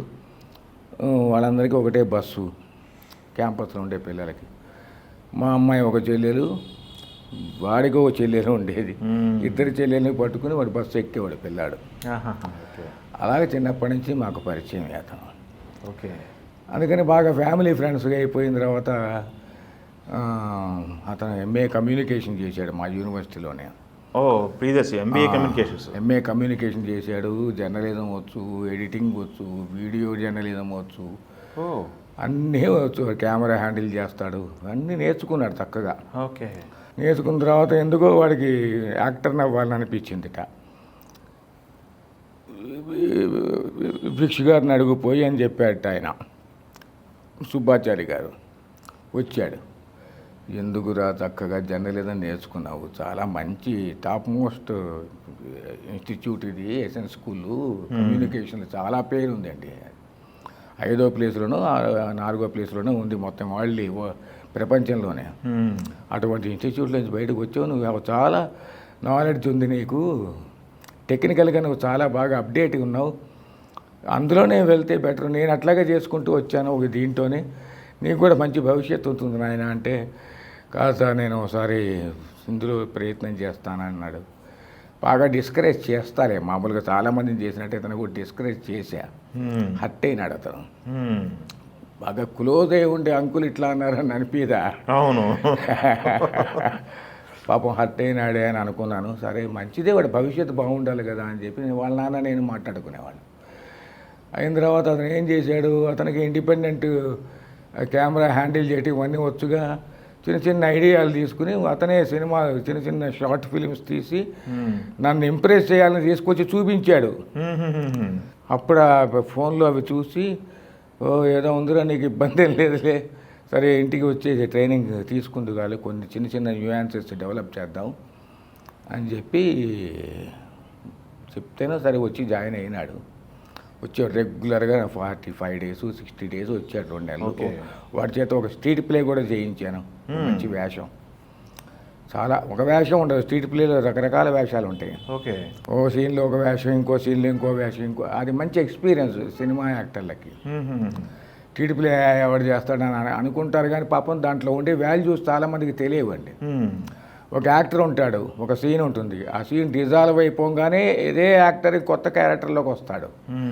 సో ఆ transformation, shifting to from one character to another character immediately అనేది చాలా అద్భుతమైన ఎక్సర్సైజ్ యాక్టర్లకి. ఓకే. సినిమాల్లో కూడా అదే కదా, షార్ట్ కాగానే ఇంకా అసలు గ్యాప్ వస్తుంది, మళ్ళీ షార్ట్లోకి వెళ్ళాలిగా. అవును, అంతేగా. సో సైకలాజికల్గా ట్రాన్స్ఫర్మేషన్ ఇమీడియట్గా మళ్ళీ క్యారెక్టర్లోకి వెళ్ళాలిగా అతను. ఇవన్నీ కూడా హెల్ప్ అవుతాయి. So that helped him. అందులో చాలా మంచి పేరు తెచ్చుకున్నాడు అతను. మా ఆవిడ రాసింది ఆ ప్లే ఓకే. ఎన్విరాన్మెంట్ మీద, ఎన్విరాన్మెంటల్ ప్రొటెక్షన్ మీద. ముల్లుబాయ కత్తి వచ్చే ఢామ్ ఢామ్ ఢామ్ అనేటువంటి ఒక నాటిక, స్ట్రీట్ ప్లే. చాలా మంచి పేరు వచ్చింది ఆ నాటికకి. ఆరుద్ర గారు చూసి, ఆరుద్ర గారు దగ్గర మా ఆవిడ పిహెచ్డి స్టూడెంట్, ఆయన వచ్చి చూశాడు, బెలబెట్టు టైటిల్ బాగుంది ఇది అని చెప్పి. ఆ తర్వాత సినిమాలో కూడా నేను ఈ పాట, ఆ ముల్లుబాయి పాట పెట్టే అన్నాడు ఆయన. ఏదో సినిమాలో ముల్లుబాయి కత్తి వచ్చే ఢామ్ ఢామ్ ఢామ్ అని ఓ సినిమాలో రాశాడు ఆయన పాట. బాపు గారి సినిమాలోనే ఎందులోనూ. Okay okay. ఏదో సినిమాలో పెట్టారు. నాకు జ్ఞాపకం వచ్చింది అది. ఆయన నాకు తెలియక కదా ఆయనకి, అది వాడావు బాగుందని చెప్పి ఆయన మంచిగా అప్రిషియేట్ చేశాడు మా ఆవిడని. సో అలాగా అతను ప్రియదర్శి మొత్తానికి షైన్ అయినాడు. వేషాలకు అతనికే అలా అతని ఫ్రెండ్షిప్ సర్కిల్లోనే అట్లాగా అతనే ఓ సినిమాలో పెళ్లి చూపులు అనే సినిమాలో మంచి పేరు వచ్చింది. నా చావు నేను చేస్తా అనే పుస్తకం రాస్తాను, అది బాగా హిట్ అయింది. ఇక అక్కడి నుంచి అట్లా అందుకున్నాడు బాగానే. బలగం చూసారా? ఇక్కడే ఉంటాడు వేణు డైరెక్టరు, చాలా మంచివాడు అతను. పరిచయం నాకు బాగా, బ్రహ్మాండంగా చేశాడు. ఎంత కంట్రోల్డ్ రియాక్షన్స్ అవి. అవును. అమాయకపు ప్రేమ, అమ్మాయి పట్ల ఆకర్షణ, తర్వాత తాతయ్యతో ఉండేటువంటి ఎమోషను, అసలు చాలా చాలా అద్భుతంగా వర్క్ చేశారు వాళ్ళు. డైరెక్టర్ను ఆ రైటరు వాళ్ళంతా. సరే రాయిచేయి అనుకుంటా వేణు, చాలా అద్భుతంగా నచ్చింది నాకు. ఓకే. వాళ్ళు కనపడప్పుడల్లా అదే చెప్తూ ఉంటాను నేను. ఇందాక మీరు ప్రియదర్శి విషయంలో చెప్తూ క్యారెక్టర్ ఇమీడియట్గా చేంజ్ అవ్వటం అని చెప్పేసి ఒక ట్రాన్స్ఫర్మేషన్ చెప్పారు కదా, అది నాకు తెలిసి సినిమాల్లో విక్రమ్ సినిమాలో వాడినట్టున్నారు శంకర్ గారు, అపరిచితుల్లో వాడినట్టున్నారు కదా. అపరిచితుల్లో ఉంటుందిగా, క్లైమాక్స్ అంటాడు ధన్మని అంటాడు కదా. అది ఎంత మీకు దాన్ని ఏమంటారంటే డైనమిజం ఉంటుంది అందులో. ఇది మన నాటకాల్లోనే ఎక్కువ నేర్చుకోవచ్చు అంటున్నాను నేను. Okay okay. అది ఇంకా గొప్పది, ఎందుకంటే ఆయన నాటకంలో ఒక సీన్ అయిన తర్వాత ఇంకో సీన్లోకి రిజాల్వ్ అవుతారు. కానీ ఇక్కడ అసలు అదే సీన్లో వేరియేషన్ చక్కని మార్చడం అనేది గ్యాప్ ఉంటుంది, మేకప్ మళ్ళీ మార్చాలి కదా. అయినా కూడా ప్రాసెస్ కంటిన్యూటీని కొట్టడం అనేది ఏమి వండర్ఫుల్ యాక్టర్ అండి ఆయన. ఆయన పేరు విక్రమ్. అవును. అతని ఐడియా కూడా శంకర్ది కూడా అద్భుతంగా ఉంది. అట్లాగా మన తెలుగులో పర్ఫార్మెన్స్ యాక్టర్స్ని బాగా ఎక్స్ప్లోర్ చేసేటువంటి సీక్వెన్సెస్ కానీ, స్క్రీన్ ప్లేలు కానీ, క్యారెక్టర్స్ కానీ కొంచెం తక్కువ ఉంది మన తెలుగు ఇండస్ట్రీలో. తెలుగులో రాజమౌళి మొన్న బాగా పీకి పాకాన పెట్టాడు వీళ్ళిద్దరిని, రామ్ చరణ్ని, మన తారక్ని. కుమరం భీముడు పాట మామూలు అండి, ఎంత అసలు ఇట్లా గుండెల్లో కొట్టినట్టు ఉంటుంది అన్నీ. వీపు మీద కొరడాతో చెళ్ళు అనిపించినట్టు అంత కనెక్ట్ అవుతారు ఆడియన్స్. అది యాక్టర్స్ ఇట్లా ఉండేటువంటి డైనమిజం నుంచే వస్తుంది. అది డైరెక్టర్ విజన్ ఉంటుంది, అది చెప్తాడు ఆయన. చెప్పింది ఆకలింపు చేసుకుని దాన్ని డబులింగ్ ఎఫెక్ట్లో చేయగలిగేయడం అనేది చాలా గొప్ప శక్తి, అది ఎనర్జీ. ఎందుకంటే ఇద్దరు క్లోజుల మీద ఉంది ఆ పాట మొత్తం కూడా, ఇద్దరు క్లోజులే. అవునండి, వండర్ఫుల్ అండి. అద్భుతమైన టెక్నీషియన్స్ ఉన్నారు, డైరెక్టర్స్ ఉన్నారు. ఇంకా మనకు ఎక్స్క్లూజివ్గా కొన్ని ఒకటో రెండో తప్పితే, ఇప్పుడు బలగల్ లాంటి పెర్ఫార్మెన్స్ని ఓరియంటెడ్ సినిమా ఏమున్నాయి, ఏమి వస్తున్నాయి?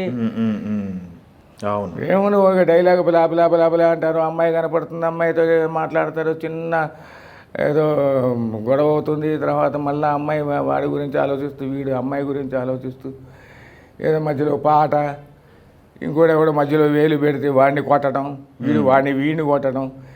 ఇంతే హ్యూమన్ ఎమోషన్స్లో ఉండేటువంటి ఆ నైసిటీస్ అన్నీ కూడాను బలగంలో ఎంత అద్భుతంగా తీశారు. మీకు పాత సినిమాల్లో మృణాల్ సేన్ సినిమాలు కానీ, శ్యామ్ బెనగల్ సినిమాల్లో కానీ అటువంటివన్నీ హ్యూమన్ ఎమోషన్స్ని బాగా ఎక్స్ట్రాక్ట్ చేసేటువంటి యాక్టర్స్ని యూజ్ చేసుకునే విధానం బాగా ఉండేది అప్పుడు కంటెంట్లో. ఇప్పుడు అది లేదు, మొత్తం ఫార్మాట్ మారిపోయింది.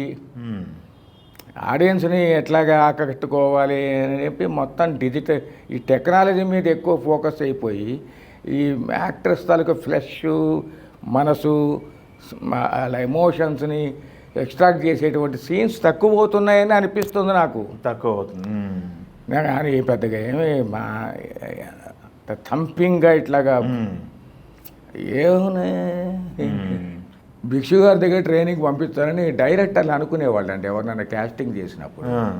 వైవేష్ చౌదరి కానీ, కలిదిండి జయ, బిఎన్ ఆదిత్య, ఇంకా చాలామందిలే వాళ్ళందరూ నా దగ్గర ప్రత్యేకంగా పంపించేవాళ్ళు. ఓకే. వస్తే యూనివర్సిటీ నుంచి అయిపోయిన తర్వాత సపరేట్గా ఇంట్లో కూర్చుని ట్యూషన్లు చెప్పినట్టుగానే ట్రైనింగ్ ఇస్తూ ఉండేవాడిని. నాకు వీలున్నప్పుడు నేను చేస్తుండేవాడిని. నాకు చిన్న చిన్న షూటింగ్లు కూడా ఉండేవి కదా. అవును. ఈ సీరియల్స్, ఈటీవీ సీరియల్స్ ఉండేవి. విడిగా వీళ్ళందరూ ట్రైనింగ్ ఇస్తుంటే నేను బిజీగా ఉండటం వల్ల ఉన్నప్పుడు మా మిసెస్ చెప్పేది. ఆవిడ ఎక్కువ కంట్రిబ్యూట్ చేసింది. ఎట్లా అసలు మీది కూడా అది తను కూడా యాక్టింగ్ ఆవిడ మంచి యాక్టరెస్. అంటే ఊరికే బయటపడి చేయలేదు కానీ షీ హ్యాస్ దట్ సెన్సిబిలిటీస్. ఆవిడ రైటర్ కూడా. నాటిక రాసింది, అద్భుతమైన నాటికలు. అరుణ గారు. ఆవిడ పేరు అరుణా భిక్షు అంటారు ఇప్పుడు. అప్పుడు అరుణ. ఈ ఎస్ఎన్ స్కూల్లో నేను స్టూడెంట్గా జాయిన్ అయినా కదా, అప్పుడు కూడా ఈవిడ ఫస్ట్ బ్యాచ్లో డ్యాన్సు. Okay okay. సో మాకు అక్కడ పరిచయం. ఓకే. సో మేమిద్దరం కలిసి ప్రయాణం చేద్దాం అనుకున్నాం, పెళ్లి చేసుకున్నాం, సెటిల్ అయిపోయాను. Okay okay okay. సో తను she use to share these responsibilities of taking classes for అంటే నేను బిజీగా ఉన్నప్పుడు ఆవిడ యాక్టింగ్, తను డాన్స్కి సంబంధించిన మెలకువలు కాదు ఆవిడంతా యాక్టింగ్ చెప్పేది. పర్ఫెక్ట్ యాక్టింగ్ తెలుసు ఆవిడకి, చదువుకుంది బాగా, అదేం లేదు. పర్ఫెక్ట్ రియలిస్టిక్ యాక్టింగ్ ఏమిటి, స్టైలైజ్డ్ యాక్టింగ్ ఏమిటి, సాత్వికాభినయం అంటే ఏమిటి క్లియర్గా. సినిమా వాళ్ళకి సాత్వికాభినయం చాలా అవసరం. అంటే సాత్విక అంటే సత్వం, మనసు, మానసికంగా ఉండేటువంటి ఆ దృఢత్వం కానీ, ఆ ఉద్వేగాల్ని కంట్రోల్ చేయటం, ఎమోషన్ని కంట్రోల్ చేయటం, ఎమోషన్ని ఛానలైజ్ చేయటం, ఇవన్నీ చాలా అథారిటేటివ్గా మాట్లాడుతుంది, చేయిస్తుంది కూడా, చేస్తుంది కూడా. Is also wonderful actress. ఆవిడ ఎలా వండర్ఫుల్ అని నేను ఎందుకు అన్నానంటే జనం చెప్పి అన్న తర్వాత అంటున్నా. నేను అన్నాను కదా, మా ఆవిడ కదా నేను పొగుడుకోవటం బాగుంటుంది. కానీ అంటే సుందరానికి ఒక సినిమా వచ్చింది చూశారు కదా, దాంట్లో బామ్మగారి వేషం వేసింది. అవును, ఆవిడ మా ఆవిడే. ఆ వేషం తెలుసు, కాకపోతే ప్రేక్షకులు కూడా తెలిసి ఉంటుంది మొత్తం. అదే ఆ వేషం చూస్తే ఓహో షీఈ్ వండర్ఫుల్ యాక్టర్స్ అని మీకే అనిపిస్తుంది. నేను చెప్పడం కాదు, నేను సర్టిఫికేట్ చేయటం కాదు. సో అలాగా మాకు పాప మాతో పాటు ఇట్లాగే వాళ్ళు ఈ రాము, ఇలియానా, పూనం కౌరు, ఇట్లా చాలా పెద్ద లిస్ట్ ఉందిలేండి. వీళ్ళందరితో పాటు మా అమ్మాయిని ఇంప్రూవైజేషన్స్ అప్పుడు తను కూడా చేయటం, తను కూడా అసిస్టెంట్గా వాళ్ళ అమ్మ దగ్గర జాయిన్ అయిపోవటం, అలా తను చదువుకుంటూ ఇటు యాక్టింగ్ అలాగా తను కూడా గురువు అయిపోయింది బ్రహ్మాండంగానే. ఇప్పుడు తను ఇండిపెండెంట్గా తీసుకుంటుంది క్లాసులు. ఓకే. ఇవాల్వ్ అయిపోయింది. ఎంఏ సైకాలజీ చేసింది, diploma in dance, classical dance చేసింది, ఎంబీఏ చేసింది. ఎన్ని క్వాలిఫికేషన్స్. అది తను కూడాను మనకు ఉండేటువంటి ఇంట్రెస్ట్ ఎట్లా ఉంటుందో వాళ్ళకే ఉంటుంది. Knowledge, information, knowledge. అమ్మాయికి ఫిలిమ్స్ కానీ లేకపోతే సీరియల్స్ కానీ చేయాలి, యాక్టింగ్ చేయాలి, ఇట్లాంటి అడిగారు, చేసింది కొన్ని చేశారు. ఓకే. కొన్ని అలా వెలగాలిగా, కరెక్ట్గా హిట్ అవ్వాలిగా. కాస్టింగ్ చేసింది ఆకాశవాణి అనే సినిమాకి. ఓకే. అశ్విన్ గంగరాజ్ అనే ఆయన. Okay okay. అతను డైరెక్షన్ చేశాడు ఆకాశవాణి. రాజమౌళి, గంగరాజు గారు ఇది అంటారు. రాజమౌళి గారు ఫ్యామిలీ అనుకోండి, వాళ్ళు ప్రొడ్యూస్ చేశారు. దాని కాస్టింగ్ ఇక్కడే మన ఇంట్లోనే ఇక్కడే చేసింది. సో కాస్టింగ్ మీద బాగా అవగాహన ఉంది. మొన్న కూడా సుకుమార్ గారు పుష్ప సినిమాకి అడిగితే కొంత చేసేసి ఇప్పుడు నేను చేయలేనంటే ఇంత చాలా లాంగ్ టైం తీసుకుంటుంది, ఐ కెనాట్ డూ అని చెప్పి విత్డ్రా అయ్యింది. గుణశేఖర్ గారు అడిగారు, తర్వాత మీరు చేయమని, చూసింది, వీలైతే చేస్తారు. కృష్ణవంశీ ఇలా కాస్టింగ్ కోసం అడిగారు తనని. కానీ తన ఇండస్ట్రీలోనే ఉంది, కొన్ని వేషాలు వేసింది, కొన్ని యాక్టింగ్ చేసింది. కిన్నెర స్థాని అని ఒక మంచి సినిమా ఉంది. అవును, కళ్యాణ్ దేవ్ హీరో. ముగ్గురు ఆడపిల్లలు ఉంటారు. ఒక ఆడపిల్ల మా అమ్మాయి అనమాట. Okay okay. దీని పేరే కిన్నెర సాని టైటిల్ రోలు మా అమ్మాయిదే. పాప పేరు ఇప్పుడు ఒరిజినల్ పాప మహతి భిక్షు. మహతి గారు. ఓకే.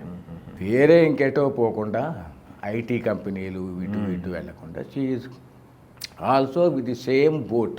ఓకే. సో నేను రిటైర్ అయిపోయినాను, బట్ ఐఎమ్ టేకింగ్ రెస్ట్ తీసుకుంటున్నాను. ఎప్పుడైనా స్టూడెంట్స్ వస్తే డాడీ మీరు ఇవాళ కొంచెం స్పెషల్ ఫోకస్ వీళ్ళని పెట్టండి, ఈ అబ్బాయి మీద, ఈ అమ్మాయికి ఒక స్పెషల్ ఫోకస్ పెట్టండి, నేను ఇంకొక అబ్బాయిని చూసుకుంటాను ట్రైనింగ్కి అప్పుడు, అలా షేర్ చేసుకోవడానికి నాకు కూడా అవకాశం ఇస్తోంది మా అమ్మాయి. అది ఈ మధ్య కాలంలో మన తెలుగులో వచ్చిన హీరోయిన్స్లో యాక్టింగ్ అంటే కాస్త కీర్తి సురేష్ అనే ఒక అమ్మాయిని మీరు చూసారా? మహానటి చేసింది. అవును సార్, అమ్మ కీర్తి సురేష్. కీర్తి సురేష్ అమ్మాయిగా బాగా చేసిందిగా. ఓకే.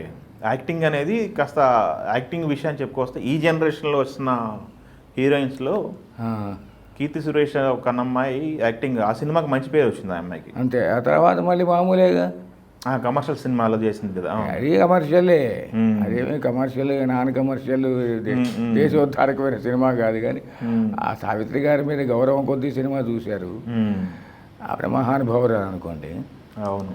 కమర్షియల్లా నాన్ కమర్షియల్ అనేదేం కాదు. ఇప్పుడు బలగం కమర్షియల్గా ఎందుకు హిట్ అయింది? అవును. దాంట్లో సోర్స్ ఇది, ఆ ఎమోషనల్ డ్రామా డ్రమటర్జీ అవన్నీ పడతాయి ఆడియన్స్కి.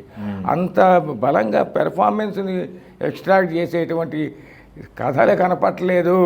అది నా కంప్లైంట్. అది లేకపోతే తెలుగు వాళ్ళకి అద్భుతమైన సినిమా డైరెక్టర్లు ఉన్నారు, రైటర్లు ఉన్నారు, ప్రొడ్యూసర్లను కూడా వీళ్ళని కన్విన్స్ చేయగలిగి ఉండాలి. వీళ్ళు సినిమా తీయటం కాదు కానీ ఈ ఆకళ ఎక్కువ ఉండాలి ప్రొడ్యూసర్ని ఆకట్టుకునేటువంటి వ్యవహారంలో. అప్పుడు ఇంకా బాగా ఇండస్ట్రీలో యాక్టర్స్ వ్యాలిడిటీ పెరుగుతుంది. లేకపోతే ఏముంది, పక్కన ఇటు వస్తాడు, కాఫీ ఇట్ట పెట్టయ్యా ఆయన వచ్చారంటే అంటే ఎవరు అని అంటే అదే నీతో నిన్న మాట్లాడతానని చెప్పాడంటే ఆయన వచ్చాడండి. నీతో ఏమైనా అన్నాడా అంటే ఏదో ఇస్తా అన్నాడండి మీదికి అన్నాడు. అవును, ఏమి ఇస్తా అన్నాడు అని ఏదో సూట్ కేసు తెచ్చాడండి, బాంబులు ఏవో ఉన్నాయని. ఓ నీకు చెప్పాడా బాంబులు తెచ్చానని? అలాగే సర్లే అని పిలువు అని చెప్పి అని ఇట్లా వెళ్తుంటే పక్కన ఇంకో కుర్రాడితోటి ఇలా అంటాడు ఈయన, పని కాల్ చేస్తారు. నాకు ఇన్ఫర్మేషన్ వచ్చిందిగా మరి పనాడికి పని కాల్ చేశాడు. ఇక్కడ వచ్చింది ఇది ఎక్కడ చేయలే. ఇంకా నేను ఊరికే ఇప్పుడు స్పాంటేనియస్గా చెప్పేటువంటి చిన్న డ్రామాటిక్ సీన్. డ్రామాటిక్ అదే అంటే వీడి క్యారెక్టర్ ఎలివేట్ అయింది. అంతే కదా. వీడి యాటిట్యూడ్ ఏంటండి, చిన్న ఎక్స్ప్రెషన్తో ఎలివేట్ అయిపోయింది క్యారెక్టర్. అయిపోయింది అన్నాడు, కాల్ చేశాడు, వాడు పడిపోయినాడు. ఆ ఇన్ఫర్మేషన్ తెలియకూడదు వీళ్ళెవ్వరికి అని, కానీ వీడికి కూడా తెలిసిందిగా నెక్స్ట్ వీడిని పీకేస్తాడని ఆడియన్స్కి ఒక సజెషన్. చివరికి అసలు వాడి చేతిలోనే వీడే పోతాడు. వీళ్ళ ఏమిటాయి అంటే వీడి హీరో. ఎంతసేపు కథ ఈ కమర్షియల్గా ఇట్లా రాయటం ఎంతసేపు అండి అంటే రికార్డ్ అవుతుంది, వాళ్ళు ఏమో హర్ట్ అవ్వాల్సిన అవసరం లేదు. కానీ ఇంకా ఇంతకంటే ఇవన్నీ చాలా స్టాక్ సీన్స్ నేను చెప్పింది ఇప్పుడు. అదే సరదాగా చెప్పినటువంటి స్పాంటేనియస్గా చెప్పినటువంటి ఒక స్టాక్ సీన్ అది. ఇంత సరిపోదు. ఇది రైట్ ఎమోషనల్ ఇంటెన్సిటీ ఉన్నటువంటి మంచి హ్యూమన్ రిలేషన్స్ ఉన్నటువంటి స్టోరీ కావాలి. కథలు కావాలి. ఆ స్టోరీ ఉంటేనే ఏదైనా కమర్షియల్ హిట్ అవుతుంది. సూపర్ అండి. మీకు బలగం ఇప్పుడు అదే మీకు ప్రత్యక్ష సాక్ష్యం. మనకి ఈ మధ్య ఈ జర్నలిజంలో అంటే తెలియకనో తెలుసో మరి ఆ వర్గీకరణ చేసేస్తారు. అది ప్యారలల్ సినిమా, ఇది కమర్షియల్ హిట్, ఇదేదో ఇంకోటి ఏదో దీనికి ఓపెనింగ్స్ బాగుంటాయి. ఈ పదాలన్నీ మామూలు ఇండస్ట్రీలో ఉండేటువంటి నార్మల్ పదాలు. హిట్ అవ్వాలి అంటే బేసిక్ ఒకటే సూత్రం. నేను నమ్మింది ఏమిటంటే, అందరికీ చెప్పేంత గొప్పవాడిని కాదు కానీ నేను నమ్మింది ఏమిటంటే, యాక్టర్లలో నుంచి పెర్ఫార్మెన్స్ని ఎక్స్ట్రాక్ట్ చేసేటువంటి కెపాసిటీ ఉన్నటువంటి emotional drama, human సెంటిమెంట్సు, human relations, వీటిని ఎలివేట్ చేసేటువంటి కథాగమనం ఉంటే అద్భుతంగా ఉంటుంది. ఆడియన్స్ కనెక్ట్ అవుతారు, హిట్ అవుతుంది. ఇప్పుడు పాత సినిమాలు చూసుకుంటే నాగేశ్వరరావు గారు, ఎన్టీఆర్ గారు, సావిత్రి గారు, ఎస్వి రంగారావు గారు, వాళ్ళందరినీ ఎందుకు అంత ఫేమస్ అయినారు? వాళ్ళలో ఉండేటువంటి కెపాసిటీ అది ఉంది, ప్లస్ ఒక సీనులో ఉండేటువంటి ఆ పంట, అది పంట అంటాను నేను, అద్భుతమైనటువంటి పంట. దాన్ని వాళ్ళు అందించినటువంటి మహానుభావులు కదా, వాళ్ళకి అవకాశం వచ్చింది కదా అంత అంత అంత పెర్ఫార్మెన్స్లు చేయడానికి. ఇప్పుడు రక్త సంబంధం ఉంది, మా గురువుగారు ఈయన విక్టరీ వసంత గారు డైరెక్షను. ఏం అద్భుతమైన సినిమా, ఏం ఎమోషన్స్, చిన్న చిన్న డ్రామాలు, ఊళ్ళల్లో ఇళ్లలో జరిగేవే అవి. అత్తగారు సాధింపు, గాజులు దొంగతనం చేసిందని, బాబ్బా ఏమి అసలు అవన్నీ జనానికి ఎందుకు కాకట్టుకునే రియల్గా జరిగినాయి అవి సంఘంలో. అటువంటి రెప్లికా ఉండాలి కానీ వాడిని కోసేయటం తోసేయటం అనేవి ఉన్నాయి సంఘంలో, లేవని కాదు. అవే మళ్ళీ మనం ఎలివేట్ చేస్తే, ఇప్పుడు మీకు ఇంకో ఉదాహరణకి ఎక్కువ డ్రామాలు ఇట్లా కమర్షియల్గా ఇట్లా వాడి చంపు వీడిని నరుకు ఇవేమీ లేకుండా కమ్మటి సినిమా, హాయిగా ఇట్లా ఫ్యాన్ గాలి కింద కూర్చున్నట్టుగా ఉండే సినిమా సీతమ్మ వాకిట్లో సిరిమల్లె చెట్టునో సినిమా ఉంది. ఆ హ్యూమన్ రిలేషన్స్ అండి, ఆ చిన్న చిన్న విషయాలు. అవును, ఏం ప్రయోజకత్వం లేని వాటికి ఏమని ఇస్తాం పిల్లని? ఇవన్నీ నార్మల్ లైఫ్లో అందరు కనెక్ట్ అయ్యేటువంటి విషయాలు. అది హిట్ అవ్వరా? అవును, కరెక్ట్ సబ్జెక్ట్. ఇప్పుడు అది హిట్ అయ్యేటువంటి విధానం వేరును, ఆడియన్స్కి ఉప్పెన వాడిని కింద కోసేయటం, అది హిట్ అవ్వటం తేడా లేదు. విమర్శించట్లేదు కానీ తప్పుగా పాడట్లేదు, తప్పుగా మాట్లాడట్లేదు. అంటే ఆ క్రిటికల్ అప్రిసియేషన్ అనేది అర్థం చేసుకోగలగాలి. నేను నన్ను ఇట్లా అన్నాడు అనిపిస్తుంది, యూట్యూబ్లో ఇట్లా ఉంది నేను చూశాను, ఆయన ఏమన్నా హర్ట్ అయినాడు అనుకోండి, నమస్కారం పెట్టిన ఆయన నా అభిప్రాయం చెప్పాను, అంతే అంతే. ఏం చేస్తామండి? అంతే అంతే. మనకు ఒక ఆ ప్రయాణంలో అందులో ఉన్నప్పుడు ఇంతమందితో ఇంటరాక్ట్ అయినప్పుడు ఒక అభిప్రాయం, ఒక ఇలా ఉంటే బాగుంటుంది. ఉదాహరణలు 2 చెప్పా. అవును, ఇంకా చాలా ఉన్నాయి. మరి పాత సినిమాల్లో ఎందుకు హిట్ అవుతున్నాయి, ఎందుకు హిట్ అయినాయి, ఇప్పటికీ ఇస్తున్నా ఎందుకు బాగుంటాయి అవి? అందులో ఉన్నది సోర్స్ ఏమిటాయి అంటే ఆ హ్యూమన్ ఎమోషన్స్, ఆ సెంటిమెంట్స్, డ్రామా, అవి. ఇప్పుడు అసలు హ్యూమన్ రిలేషన్సే లేవుగా సొసైటీలో. ఇప్పుడు నీకు సాంఘిక ప్రయోజనం, నీ డబ్బు ప్రయోజనం సరే, సాంఘిక ప్రయోజనం కూడా ఉండాలి కదా, రెస్పాన్సిబుల్ ఫిలిం డైరెక్టర్. అందుకే నాకు రాజమౌళి నమస్కారం పెడతా, రాజమౌళి అంటే ఇష్టం. వీడి జోలికి వెళ్ళాతను హాయిగా ఉన్నాడు, ఏదో మగధీర అన్నాడు, ఏదో ఈగాని పెట్టాడు, అమ్మగా హ్యూమన్ రిలేషన్ చూపించాడుగా. అందుకని వాళ్ళకి అంత పేరుంది ఇప్పుడు. దానికి తగ్గ యాక్టర్లు పెర్ఫార్మెన్స్ చేశాడు. నాని ఎంత బాగా చేశాడు, ఈగలో వండర్ఫుల్ యాక్టర్ అని తెలిసింది కదా. అంతకుముందు అసిస్టెంట్ డైరెక్టర్ పాపం చాలా తిప్పలు పడి ఏదో చేశాడుగా. అది అట్లా. సో అసలు తెలుగు ఇండస్ట్రీలో అంటే సందర్భం వచ్చింది కాబట్టి చెప్తున్నా, ఈ థాట్ ప్రాసెస్ మారాలండి కొంచెం. పక్కకి వెళ్ళొద్దంటలేదు, డబ్బులు కావాలి, ప్రొడ్యూసర్కి డబ్బులు కావాలి, రూపాయి పెడితే రూపాయన్నర కావాలిగా, అంతేగా. సో వీళ్ళ సూత్రం ఏమిటి సక్సెస్ అయ్యా అంటే ఈ ఎమోషనల్ డ్రామా, హ్యూమన్ సెంటిమెంట్స్, మధ్యలో చిన్న చిన్న డ్రామాలు ఉంటే చాలండి. రక్తపాతాలు, కొట్టడం, తలకాయలు ఎగరేయటాలు, చెవులు తగ్గొట్టాలు అవన్నీ అవసరం లేదు. అవి ఇంకా జనం లైఫ్లో చూస్తూనే ఉన్నాం సొసైటీలో. అవి మొన్న కూడా నెత్తురు వేసుకుని ఎక్కడో న్యూస్లో చూసా, వాళ్ళు ఎవరు ఆ పార్టీ వాళ్ళు మా వాళ్ళని కొట్టారు చూడండి. ఇంత ఎలక్షన్స్ టైం మొన్ననే ఎక్కడ జరిగింది అది. అంతా నెత్తురు ఇట్లా ఉంది, ఓడుతూ అతను నెత్తురు ఓడుతూ మాట్లాడేస్తున్నాడు గట్టిగా. మరి అవేగా ఉన్నాయి సినిమాల్లో కూడా. అప్పుడు చూసే పిల్లలు కానీ యంగ్స్టర్స్కి వాళ్ళు ఎట్లా ఇవాల్వ్ అవుతారు? ఈ హ్యూమన్ రిలేషన్స్ కానీ, హ్యూమన్ కాన్ఫ్లిక్ట్స్ కానీ, హ్యూమన్ సెంటిమెంట్స్ కానీ అర్థం చేసుకునేటువంటి తెలివితేటలు పిల్లలకి ఏమన్నా వస్తాయా? ఈ రోజుల్లో ఎట్లా పిల్లలు పెరుగుతారండి? వాళ్ళిద్దరూ ఉద్యోగాలకు వెళ్తారు, ఏదో అమ్మో బామ్మమ్మో అమ్మమ్మో ఎవరో ఉంటారు. కాస్త అమ్మమ్మతో వాడు ఎంతసేపు రియాక్ట్ అవుతాడు? వాడు 10 ఏళ్ళు వచ్చేదాకా పెరిగేదాకా బాగానే ఉంటాడు అమ్మమ్మతోటి.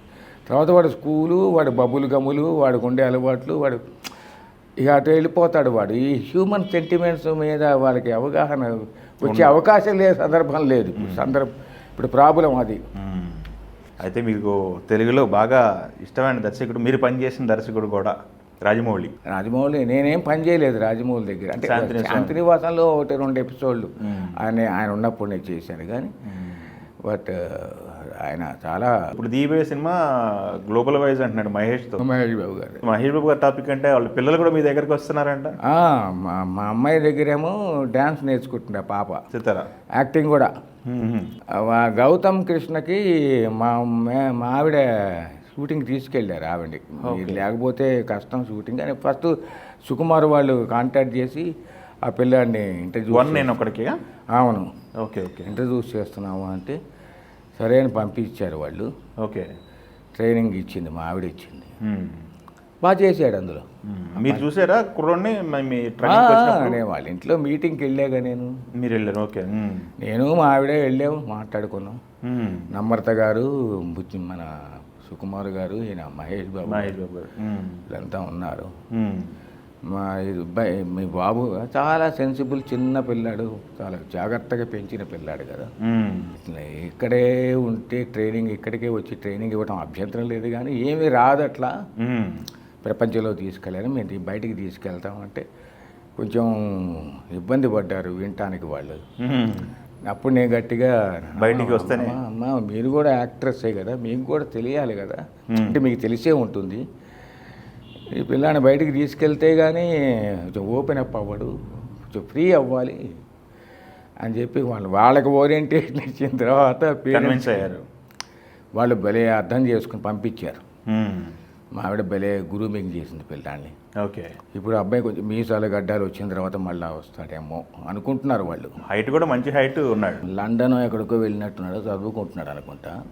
తర్వాత అప్పుడు ఆలోచిస్తారు, ఈ లోపల వాళ్ళకైతే ఉంది, అతను ఇంటర్వ్యూస్ చేయాలని ఉండింది. పేపర్లో కూడా మీడియాలో కూడా చూశాను నేను. మాకు ప్రత్యేకంగా చెప్పారు చేద్దాం అనుకుంటున్నాం అండి అని. ట్రైనింగ్ ఇచ్చాం కొన్నాళ్ళు. పాప విషయం కూడా చెప్పారండి? పాప చేసింది, ట్రైనింగ్ తీసుకుంది యాక్టింగ్లోను, చేసింది, డ్యాన్స్ ఇక్కడికే వచ్చి ప్రాక్టీస్ చేస్తుంది. మా అమ్మాయి గురువు గారు కదా ఇప్పుడు. అవును, మా అమ్మాయి టీచింగ్ కూచిపూడి డ్యాన్స్లో చేస్తుంది. యాక్టింగ్లో మా ఆవిడను మా అమ్మాయి చెప్తారు. మొన్న ఒక యాడ్ ఏదో చేసింది, జ్యువెలరీ యాడ్ చేశారు.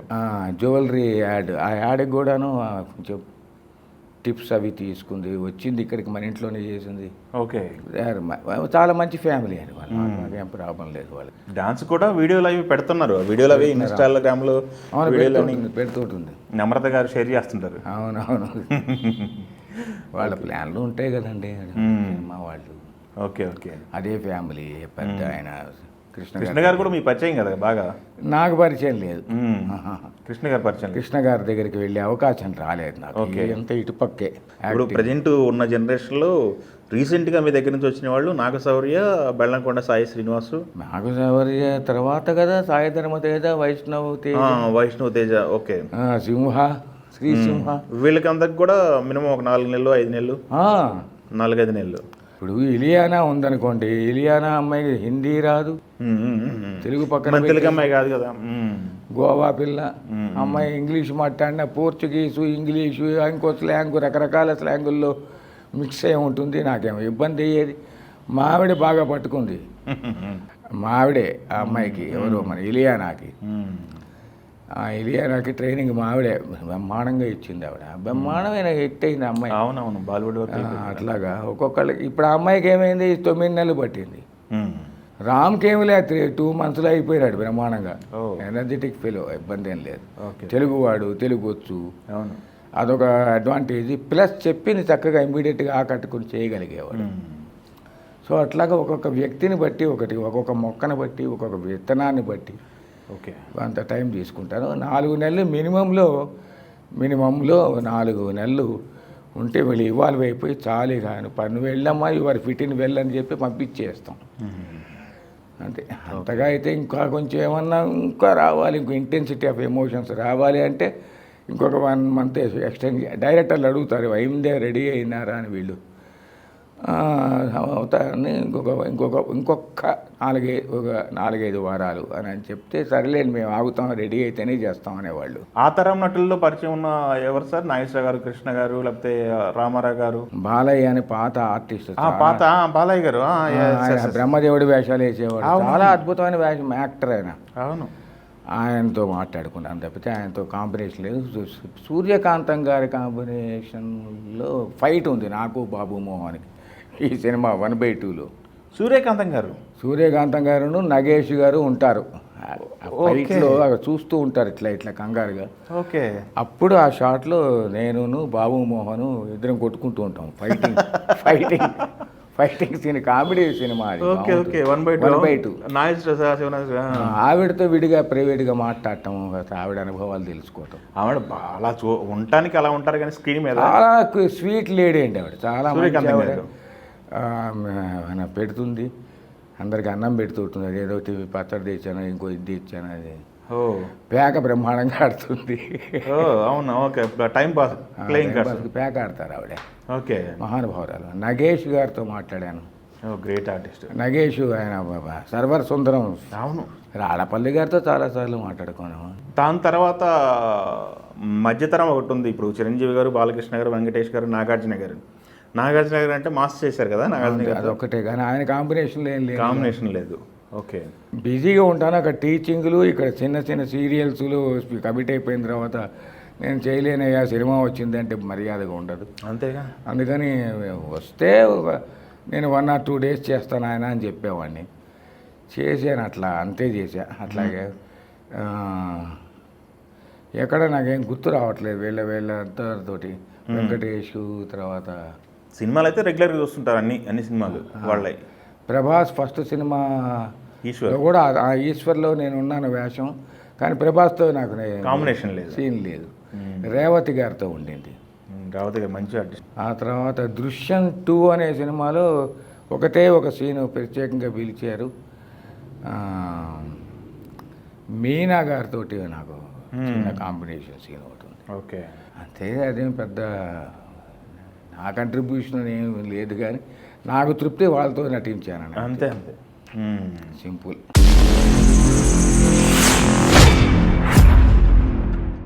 మ్యాక్సిమం మన దగ్గర ఎంత టైం పట్టింది గురుగారు? ఒక రా మెటీరియల్ మీ దగ్గరకు వస్తే కాస్త వీడు గుర్తింపు తెచ్చుకోగల ఆర్టిస్ట్ అవుతాడు అని చెప్పడానికి ఎంత టైం పట్టింది సుమారుగా? ఇప్పుడు గుర్తింపు అనేది మన చేతిలో, ఆఫ్ కోర్స్. వాడికి అవకాశం రావాలి. అవకాశాన్ని వీళ్ళు సద్వినియోగపరుచుకుని ఆ పిల్లాడు ఎలివేట్ అయితే మనకి అమ్మాయి కానీ అబ్బాయి కానీ పైకి వస్తారు. ఇక ట్రైనింగ్ అనేది ఎంతసేపు పడుతుంది అనే దానికి, ట్రైనింగ్లో ఎట్లా యాక్టర్ ఇవాల్వ్ అవ్వాలి.